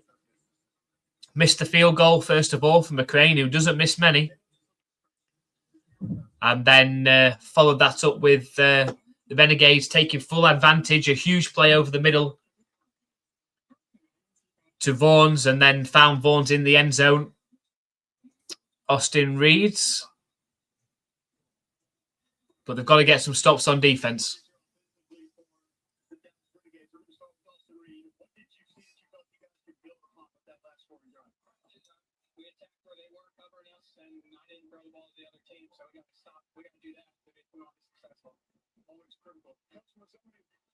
What did you like from your group on that last drive as we get into the end zone? What's that? What did you like that you saw from your group that you didn't see earlier in the game? Oh, I think Austin came out. We started to kind of get the feel for the coverage. It's got just over 7.5 minutes left in this third quarter. We're just about to have the kickoff back to the DC defenders.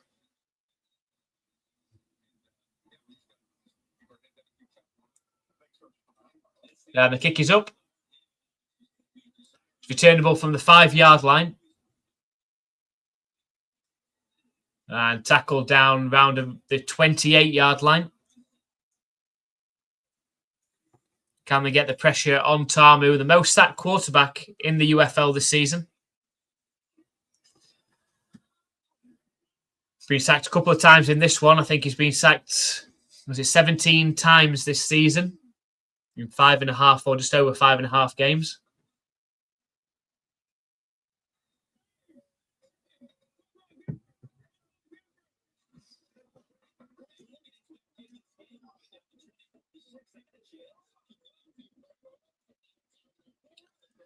Pistol formation for Tamu for their own 30-yard line. It's going to be a handoff up the right side to Deion Jackson. Just a 2-yard carry, though. But we've got a flag as well. See what this one is. Referee's just discussing.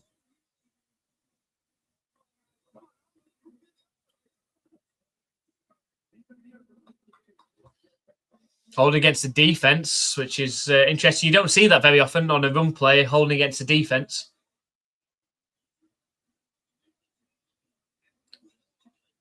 Let's have a look. It's because he's pulling on the centre's jersey. You don't see that very often. It's not called very often, at least.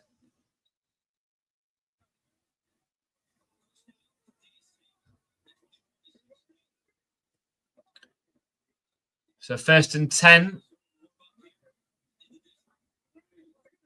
Snap back to Tamu. Handoff up the middle.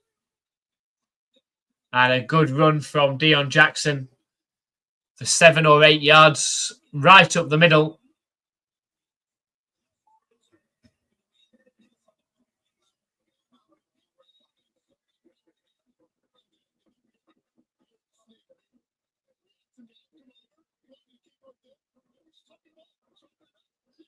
So 2nd and 3. Snap back to Tamu. Handed off to Deion Jackson up the left side on the sweep, but does well to get close to the line of scrimmage. It's going to be a 3rd and 3 coming up now.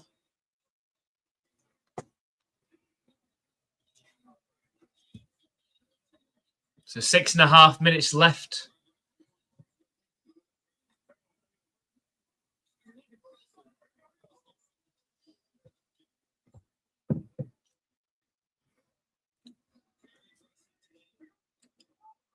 Snap back to Tamu. Lofted pass down the right sideline. And nearly brought in by Powell. Reaching over his shoulder. Couldn't quite pull it in.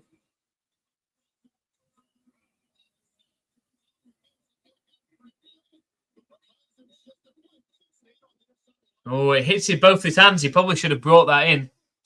Hard catch to make, but it hits the forearm. Bounce away. That would have had the ball in the red zone had he caught it. And the Renegades have forced the punt.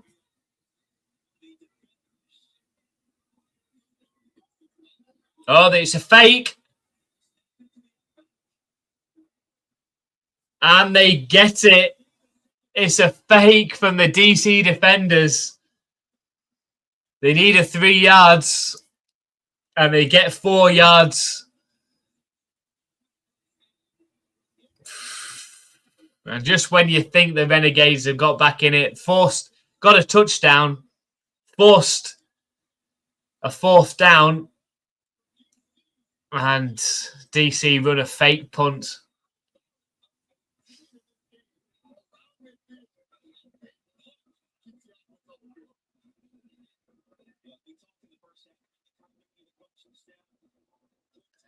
So it's an interesting one because you're not allowed to push people forward now. It looks a bit like he was carried there a bit.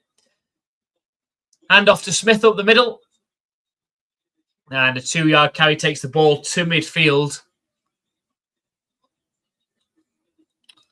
Oh, I say it's an interesting one. I say he looks like the only reason that he gained the first down there is because of the extra push that he got. But I've seen that blown dead in the UFL this season because it said there's no tush push. You're not allowed to push players forward. That's what that looked like to me. Snap back to Samu. And a great pass and catch to Sanders over the middle. Run pass option. He kept it himself, Tamu, and then fired it in over the middle. 1st and 10. Snap back to Tamu. Fired towards the left and caught. 4-yard completion. They'll set up a 2nd and 6.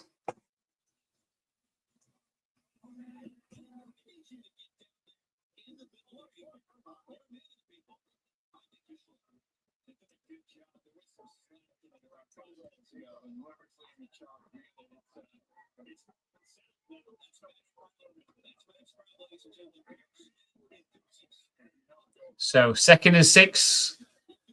Snap back to Tamu again. It's going to be a pass play. Scrambles out to the right.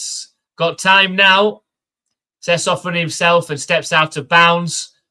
Trucks a Renegades defender who stood on the sideline. That's going to set up a 3rd and short.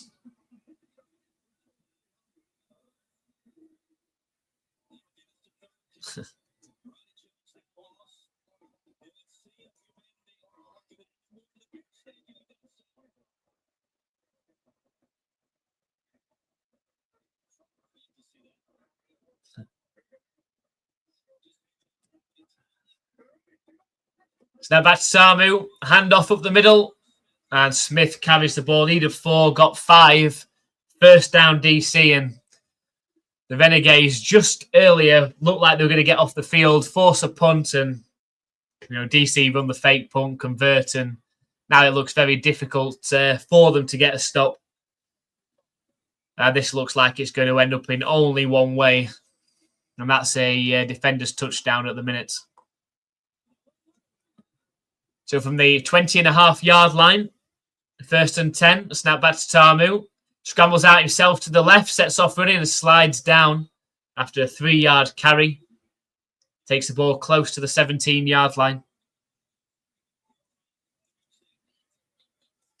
Hi, Brian. Glad to have you back. The Renegades have got slightly back into it since you were last with us. The defenders missed a field goal, and the Renegades went down the field, scored a touchdown. But the defenders got the ball again inside the red zone now. The Renegades had forced a 4th down inside defenders' territory, but then DC ran a fake punt on a 4th and 3 from inside their own half and converted. And so we're on that drive now at the minute. And a lot of time is being taken up as well on this drive. There's only a minute and a half left in this 3rd quarter now. And the DC defenders look like there's only one place that this drive is going to end up, and that's going to be in the end zone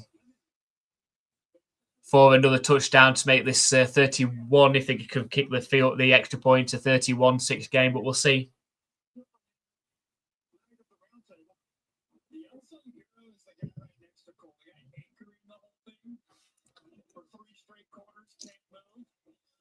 I appreciate it, Brian. Glad to have you back. So we had a defender's timeout. Interesting formation. It's like a tush push formation, but they've come out of it into a chips right. Snap back to Tamu. Lofted pass towards the end zone. And we've got a flag in the end zone. This could be a pass interference.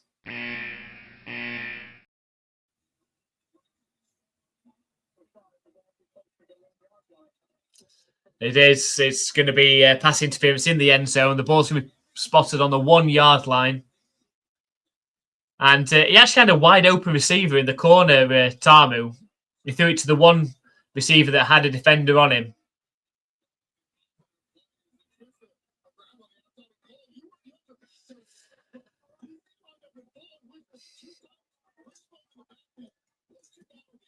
So we've got first and goal from the 1 yard line.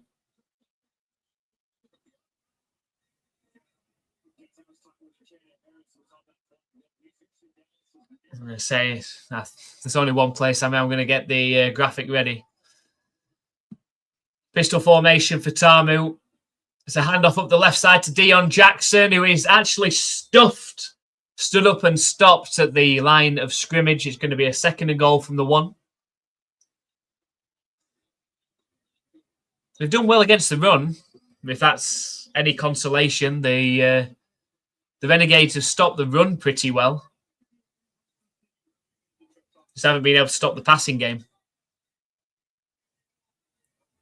So got a second and goal with just over 30 seconds left in this third quarter. It's going to be it's going to be a lofted pass. It's an interception in the end zone. Oh dear, Tamu, his first mistake in 3 games. There's a run pass option. He kept it himself and just tried to dink it. We've seen it so many times in the NFL. That type of play, the fake handoff and little dink to a wide open tight end in the end zone. But he lofted it. The receiver in the end zone seemed to lose sight of it, and an excellent interception from the Renegades defender in the end zone as well. Reached up one-handed to snag it in. Oh, I was looking. I think it was an offensive lineman. It was supposed to be a trick play to an offensive lineman who he was never going to be able to jump up for that. Don't know how much to practice that play, but we've got the Renegades back with the ball. We could have a game on our hands.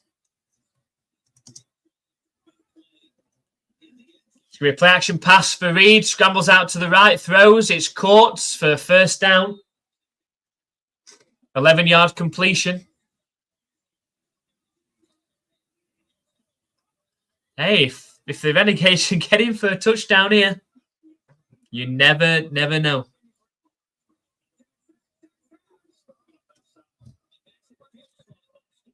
So good. I hope it's not a total blowout. Hey, we've got a game. Handoff on first and 10. It's a 3-yard carry from Merriweather up the middle, up to the 40-yard line. That's going to be the end of the third quarter as well.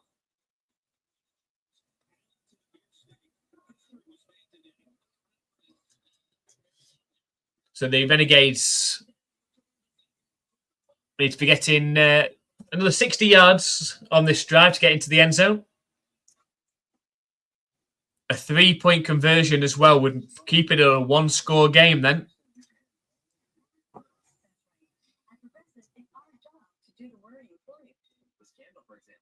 Yeah.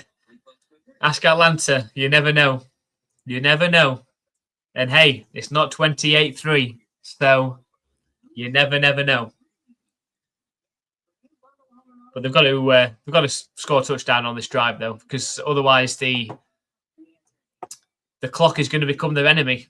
They're going to run out of time. You know, the chance of going down, scoring a touchdown and a 3-point and converting the 3-point conversion, then getting a stop, touchdown, and another 3-point conversion. Not very high. So you're going to think that they're probably going to need 3 possessions to properly get back into this game. Because the problem is if they don't convert, that'll be what, 24-12. That's a 12-point game. You know, they probably need 3 possessions, you know, including the one that they've got at the minute, and stop the defenders scoring anymore if they're going to be able to either tie this game up or win it.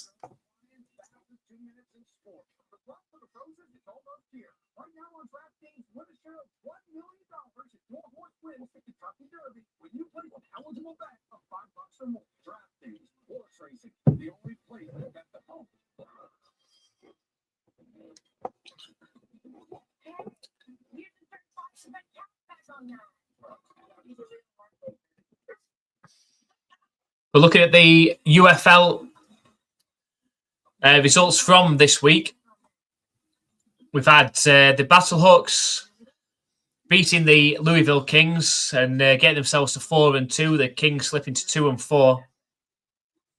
The Aviators getting revenge for last week's defeat against the Gamblers and winning at home 24-17. Both of those teams at 2-4 now.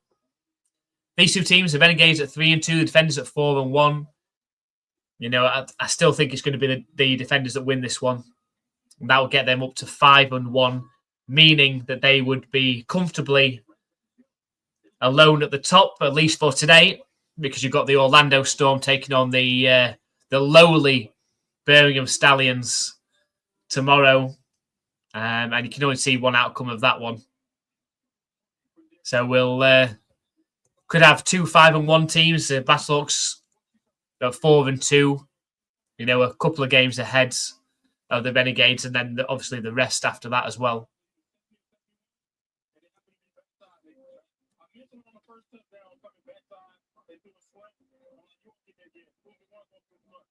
Is it disrespectful that trying to put a 50s number out on the Renegades here? Disrespectful, man.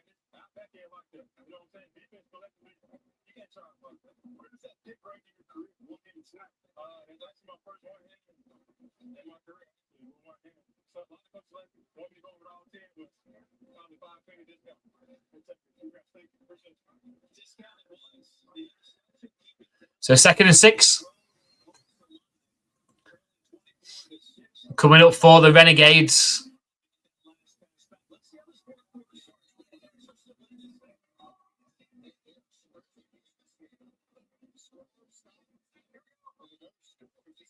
From their own 41-yard line, we've got Austin Reed in the pistol. Snap back to him.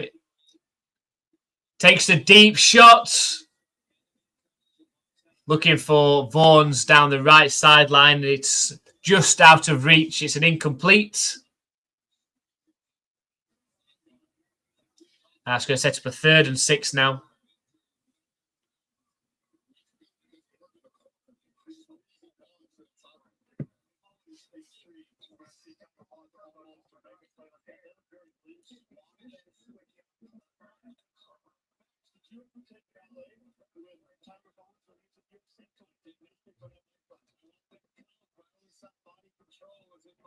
So on 3rd and 6, snap back to Austin Reed. Fired to Merriweather, who catches the ball. Need a 6, got 5. It's going to be a 4th and 1 coming up. The Renegades have got to go. Got to go. 4th and 1.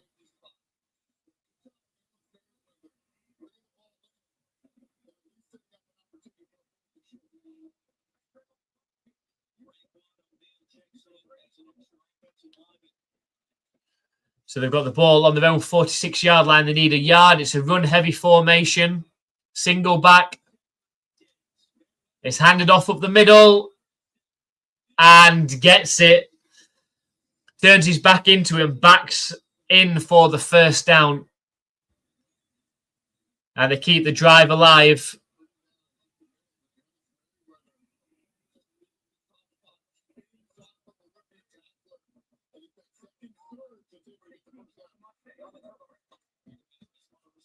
He's got 1st and 10 coming up. From their own 48-yard line. Snap back to Reed. It's going to be a pass play. Fired over the middle. Is tipped by Vaughan. He was fired in. Short range fired in. Stuck his hand up, Vaughan's, instinctively, and knocked the ball up in the air. Fortunately, it fell incomplete for the Renegades. So who contaminated the Gatorade?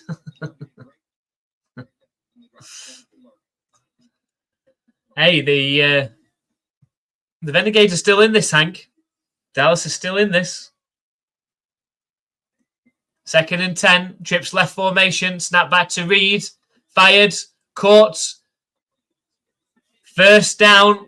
I think it's Stoops with the catch.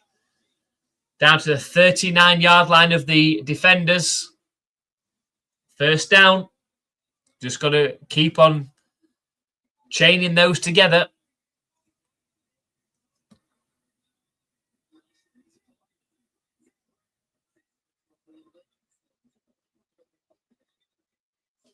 So we've got shotgun formation.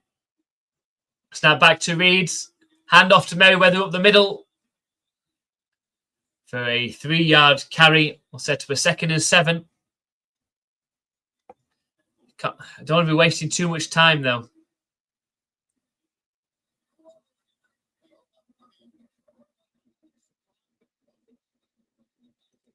That previous play should have been a flag. For roughing the passer, it was a very low hit on Austin Reed's leg. Didn't get it, though. For a 2nd and 7. Snap back to Reed. It's going to be a pass play. Fired over the middle to Merriweather. Makes a player miss and tackled down 3 yards short at the line to gain. It's going to be a 3rd and 3.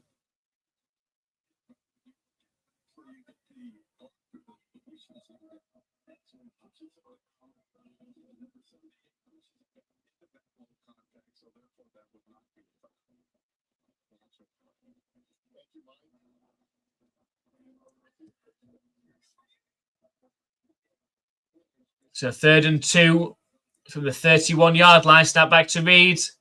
Fired into Merriweather. It's a 1st down. And pushed out of bounds around the 16-yard line. The Renegades have got something going. Just got to finish in the end zone.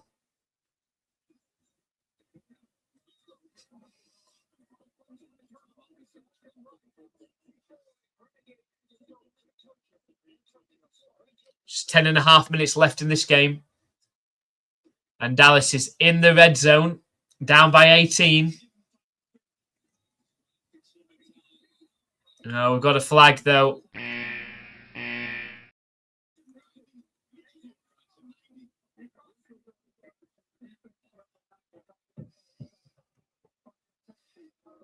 It's against DC. 5-yard penalty, neutral zone infraction. Kind of can't believe I'm rooting for the Renegades. I know what's happened. What's happened, Brian?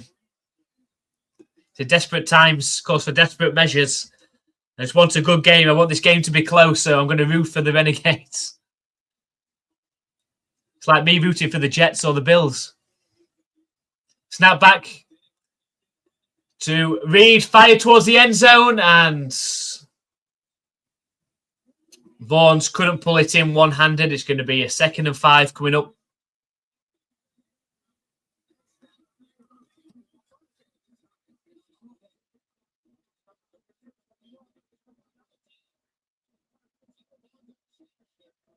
Tried to snipe. It was fired in.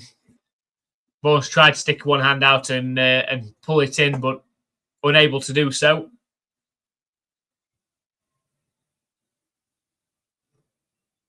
So 2nd and 5 from the 10. Snap back to Reed. Fired. And it comes out wobbly. I don't know if his arm was hit as he threw. It's an incomplete.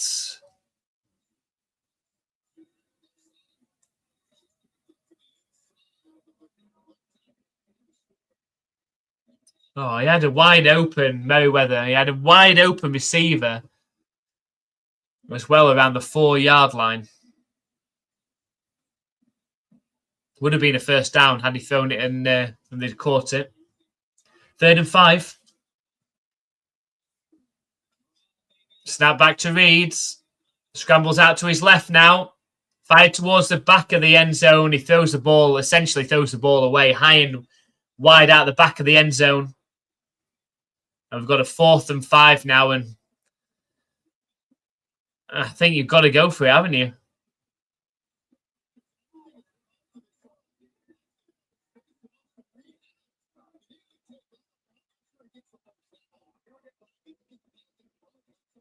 So 4th and 5.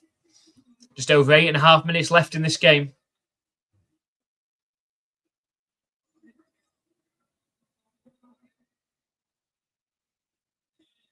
Snap back to Reed. Fired. Incomplete. Under pressure. Looking for Stoops on the quick slants. Incomplete. DC gets the stop. Turns the ball over on downs.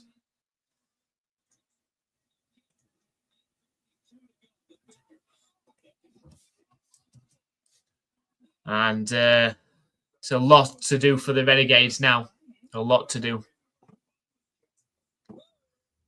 You see, the only way they can really get back, because the clock is going to be against them as well now. The only way they get back into this game now is by forcing a turnover.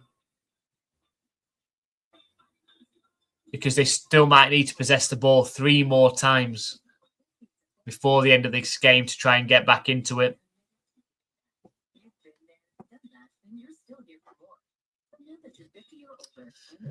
Well, it was close for a second there of being a close game, but as it ends up, we could have the DC defenders running the timeouts. Yes, we've got time is not on their side now, not at all, and it could quite easily come down to the defenders were quite good in the first half of taking up a lot of time in terms of possession.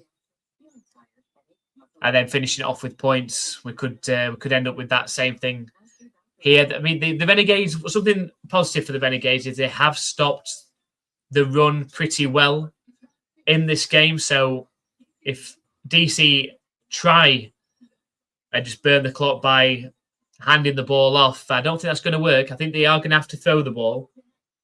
You know, Tamu made that mistake on the last drive through the interception in the end zone. So you never say never, but if the defenders score points on this drive, it's going to be nearly impossible for the Renegades to come back and either tie this game up or win this game, because, as Brian has said, the clock is against them now.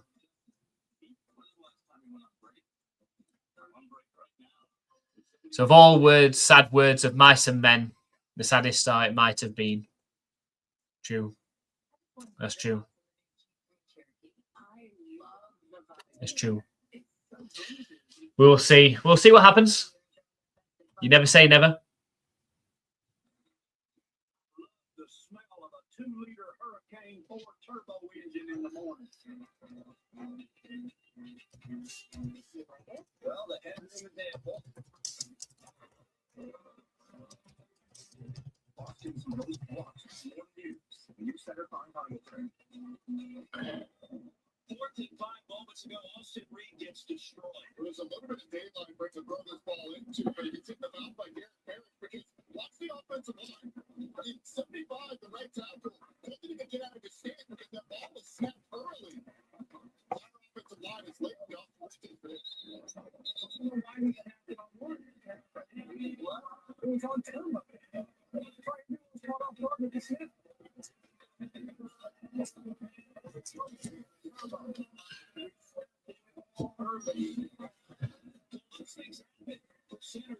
some miscommunication on occasion. So we talked about this earlier. Changing up that standpoint, it can be a first benefit because this team. So starting from their own 10-yard line, DC defenders, Tamu in the pistol. It's now back to him. Fired out quickly to his receiver, who was tackled down after a 3-yard completion. It's Scott. But each time here, as I say, the defenders can take 30 seconds off the clock.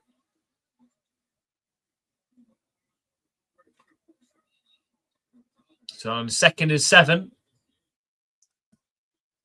Back in the pistol, 2 receivers out to the right. Ball on the 13-yard line. Snap back to Tamu. It's a handoff up the middle. And a 4-yard carry. He's going to take it and make it a 3rd and 3.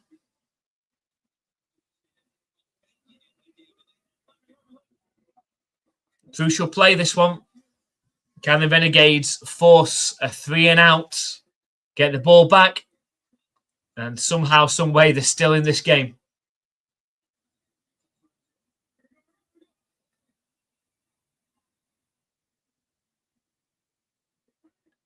So now back to Tamu. It's not a handoff. It's a stop. They get the stop. It's thrown out to Briley Moore, trying to set up the screen. And it's going to set up a 4th and 1. And what will Dallas do? Are they going to keep the offense out there? Or are they going to go for the punt? It looks like they're going to punt.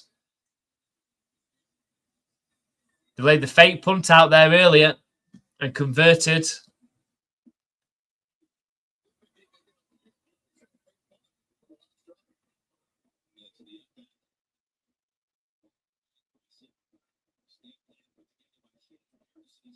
And they are going to punt. And it goes out of bounds around the 43-yard line, I think. So, still in it. The Renegades are still in it. They've got a great starting field position on the next drive. But have to get into the end zone. This is now or never time stuff. You know, this is 4 down territory all the way. Got to end in the end zone. And really, they need the 3-point conversion to make it a 9-point game. You know, the time's against them. How long we've got left? We've got 6.5 minutes left in this game. And how many times can they possess the ball in that time? So they've got to go and score a touchdown quickly, just in case they don't convert the 3 points, because they're going to need another 2 possessions after that.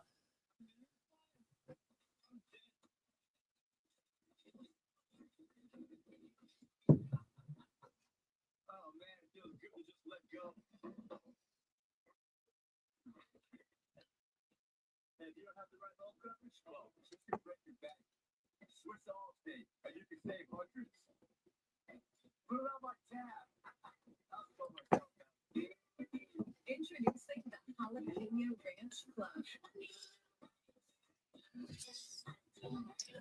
Spices, original, all ranch nuts. Candy bacon, a buttermilk ranch bun, pickled jalapenos, and pepper jack cheese. So just one game left this weekend, which is the Birmingham Stallions at the Orlando Storm.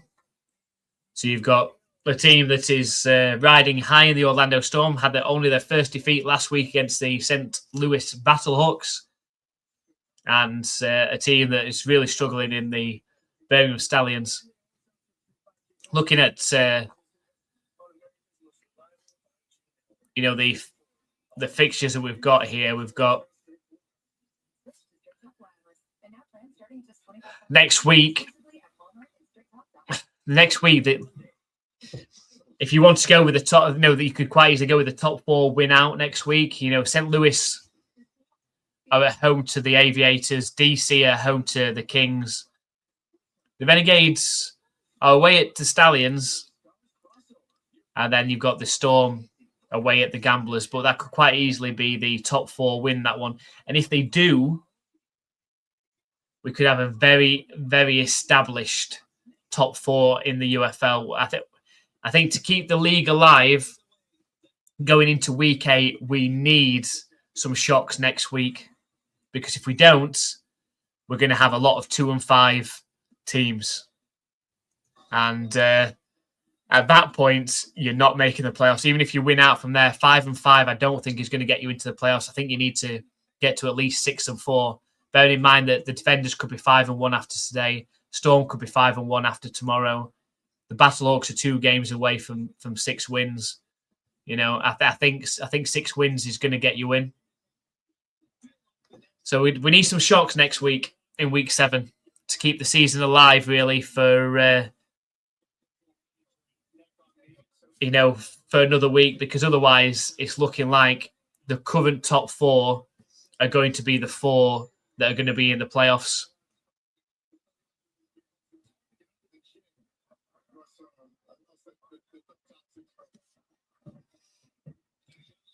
We've got a challenge flag.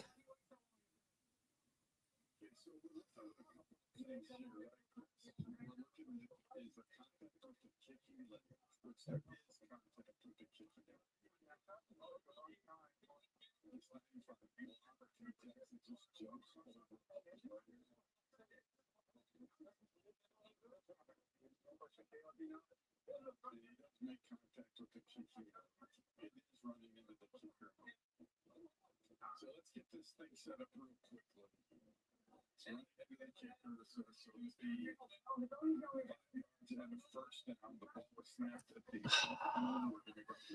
They're giving a first down to the DC defenders here for running into the kicker.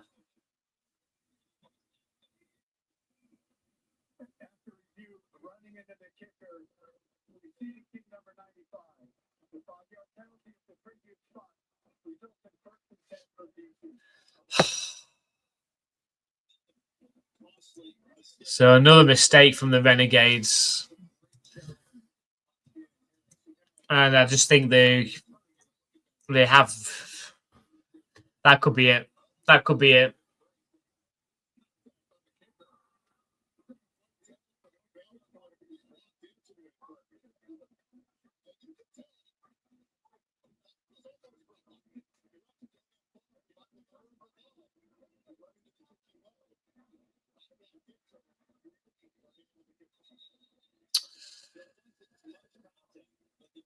That's harsh. That's a harsh penalty. Like, looking at it, I know what the rule is, but that was minimal contact. We've got 1st and 10 for the defenders from their own 24-yard line now.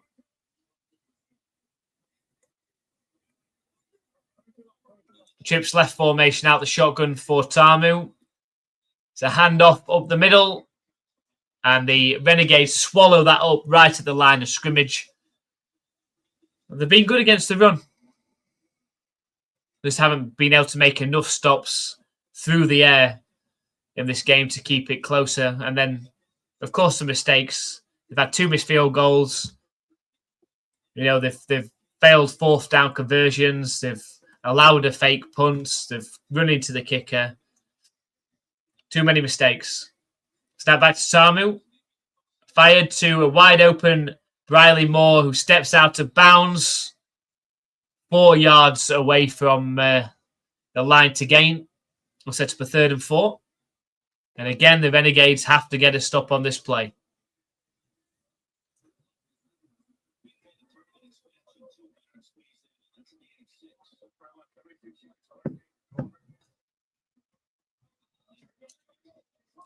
Just 5.5 minutes left in this game now. Spread formation out the shotgun.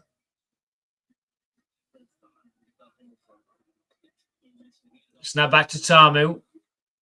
Fired over the middle. It's incomplete, but we've got a flag, and I think this is going against the Renegades. I think it's going to be another 1st down for DC. It is. It is. It's another freebie. It's another freebie. Pass interference. Let's have another look at this one on the replay. It's a quick slant.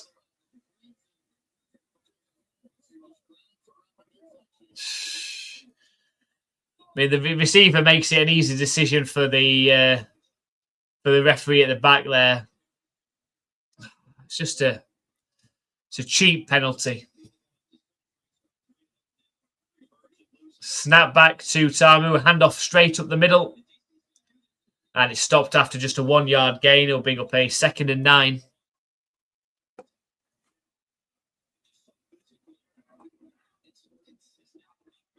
So we've got 2nd and 8 coming up.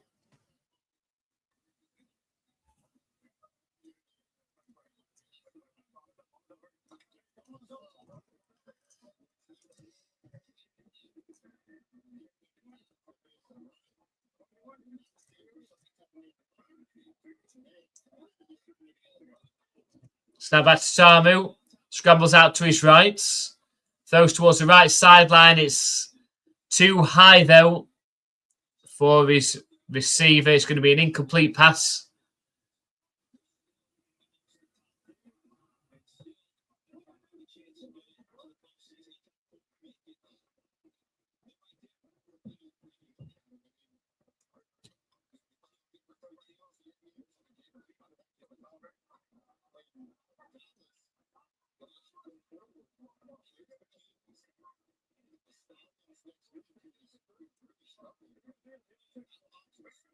So 3rd and 8, snap back to Tamu. Fired over the middle. He's caught after a bobble, but he's not going to get there. He's 3 yards short of the line to gain. It's going to be a 4th down.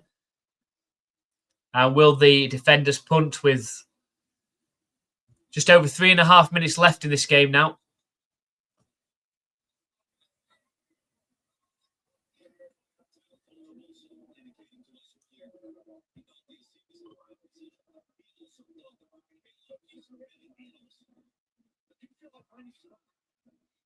It looks like the defenders are going to punt. The Renegades have taken their first time out of the second half. Yes, looking at the games next week, it's top 4 versus bottom 4 next week. And to keep this league alive, you need some shocks. You need 1 or maybe 2 of those 2 and 4 teams to beat one of the top 4 teams. Otherwise, really, we're already set with which 4 teams are going to be in the playoffs.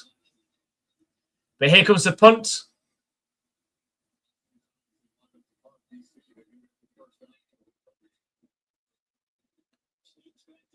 And the punt is up. Ends up being a decent punt in the end.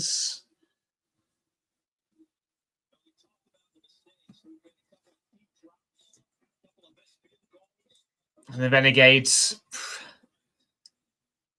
it has to be the only way that they can get anything out of this game now. It has to be a touchdown, successful 3 points, get a stop or a turnover, touchdown, successful 3 points, and we go into overtime. That's the only way now.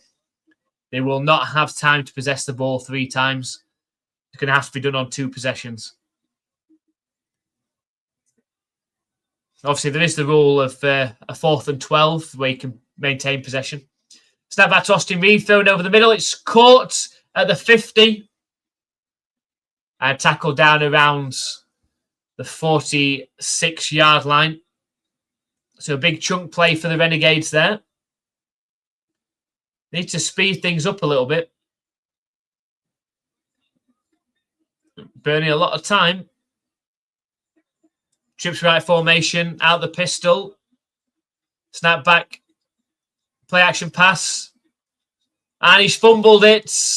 Reed, but he's scooped up by an offensive lineman for the Renegades. But it's a loss of yardage. They need to get them lined up quickly.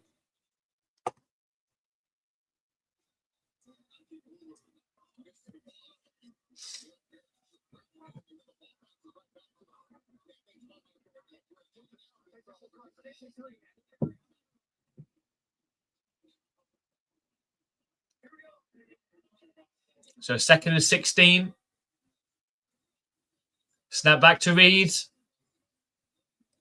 Dumped off over the middle. Caught by Hunter, who's tackled down at the defender's 45-yard line. 2 minutes, 20 seconds left in this one. Clock ticking down, and they need to get this play off before the 2-minute warning.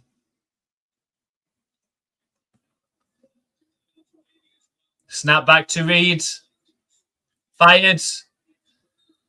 And it was thrown short by Reed. It's going to be a 4th and 7 with 2 minutes and 3 seconds left. That's going to take us down to the 2-minute warning. And only a miracle, divine intervention is going to help the Renegades now. It's going to be a 4th and 7 after the 2-minute warning. And if they don't convert, it's going to be a case of running out of time. I mean, the thing that helps you in the 4th quarter, you are allowed to, if you do score a touchdown or you do score, then you can try and maintain possession on a 4th and 12 from the 28-yard, from your own 28-yard line. But they've got to get into the end zone in the first place. They've got to score points in the first place. And I haven't really got a lot of faith that they're going to convert a 4th and 7, to be honest. Yeah, come on, expansion teams. I mean, obviously, you've got the Orlando Storm that are performing well. You know, you've got like a George Washington. You know, you've got the expansion teams, you know, looking at the Orlando Storm that are doing pretty well at the minute. First loss last week against the St. Louis Battlehawks, but the Aviators and Kings being the other two, both at 2 and 4. You know, next week who have we got? So the Kings are at home. Are they? No, they're away. Sorry, they're away to the DC Defenders. That's not that's not a nice next game for them. They're away against DC, and then they're at home against DC. So we've got them back to back.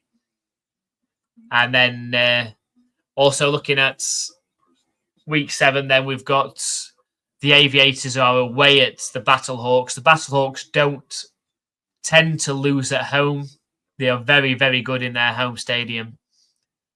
So unfortunately, you could see both of those slip into 2 and 5. And unless the Stallions pull off the shock against the Renegades next week, you know. So unless the Birmingham Stallions pull off the shock next week, the Renegades will get to 4 and 3, and the Kings and the Aviators will be 2 and 5. It's too hard to come back from there. You know, who the Renegades got after that? They've got the Stallions at home to the Storm, away to the Kings, and then away to the Battlehawks. You can see with that, you can see the Renegades finishing 5 and 5. Will one of the expansion teams also be able to finish 5 and 5? We'll see. But my prediction at the minute is it is going to be those top 4 teams we've got in there at the minute. It will be the Defenders, the Storm, Battlehawks, and Renegades. He was divine intervention, George Washington.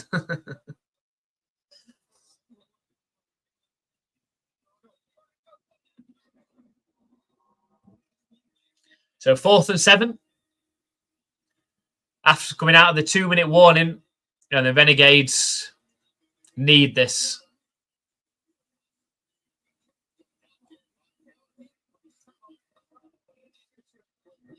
Baskerville, that's a name. It's like Sherlock Holmes. 4th and 7, trips left formation. Snap back to Reeds. Time, thrown. And Vaughan's unable to bring it in double coverage. Incomplete. And DC will take over.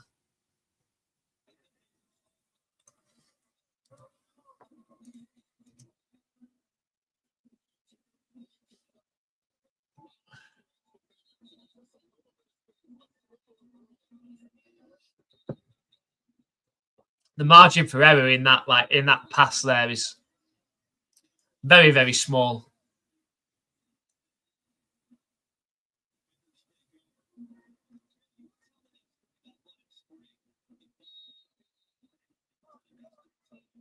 So 1st and 10.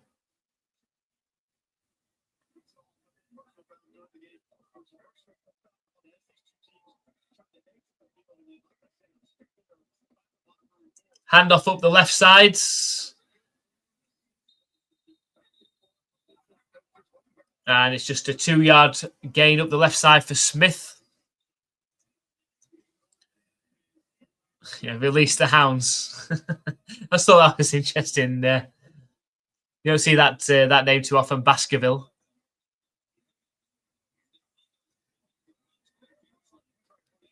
So 2nd and 8.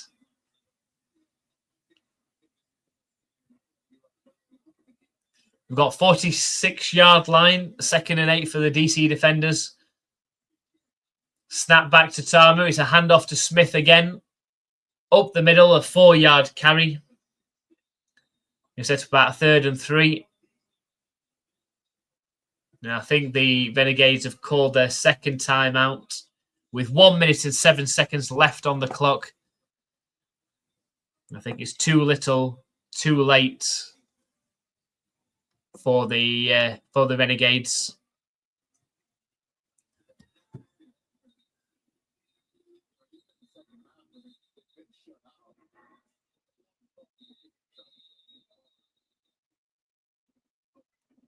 You know, the Renegades, sorry, the Defenders, if they win next week, could lock up a playoff position already.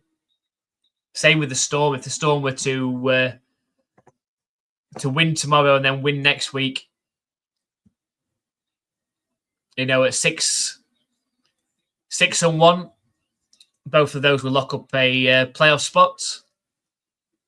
The Battlehawks with a win next week would pretty much lock up a playoff spot at 5-2. It's just a battle for that fourth spot.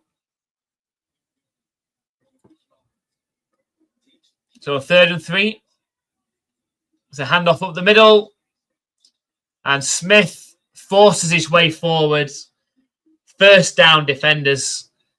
And that is all she wrote, because the Renegades can only stop the clock one more time. And I don't think they're going to waste that now. There's no point.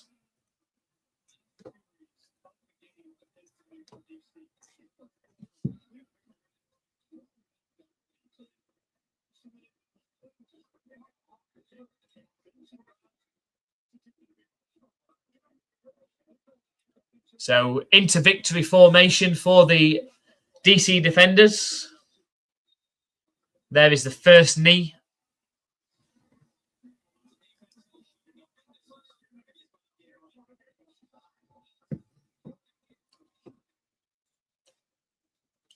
Yep. She's pretty much singing now, because the DC Defenders have beaten the Dallas Renegades 24-6. The DC Defenders will advance to 5-1, comfortably sat alone at the top of the standings now at 5-1. One win away from locking up a playoff berth. And these are the defending champions. I mean, who would bet against them repeating this year?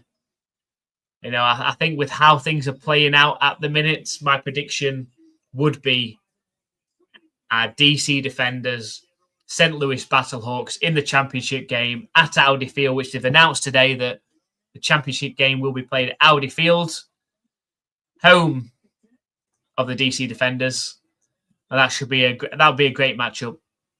The Defenders versus the Battlehawks, but we'll see. Still a lot to be played for yet, and obviously when we get to the playoffs in a one-game season, you just never know. You just never know. But we are going to finish there. Make sure that you are already subscribed to our YouTube channel if you haven't already. It's free to do. We have our weekly UFL roundup videos, which our next video will be out on Tuesday, which will have all the highlights of the 4 games, talking about our key takeaways, look at the standings, and then have a look at our predictions for week 7 as well. If you're watching over on YouTube as well, hit that like button. Helps out the channel as well, of course. And then, of course, finally, if you want to support the channel and get yourself some perks as well, you can become a member of the NFL UK Ops Huddle today. All you have to do is hit that join button.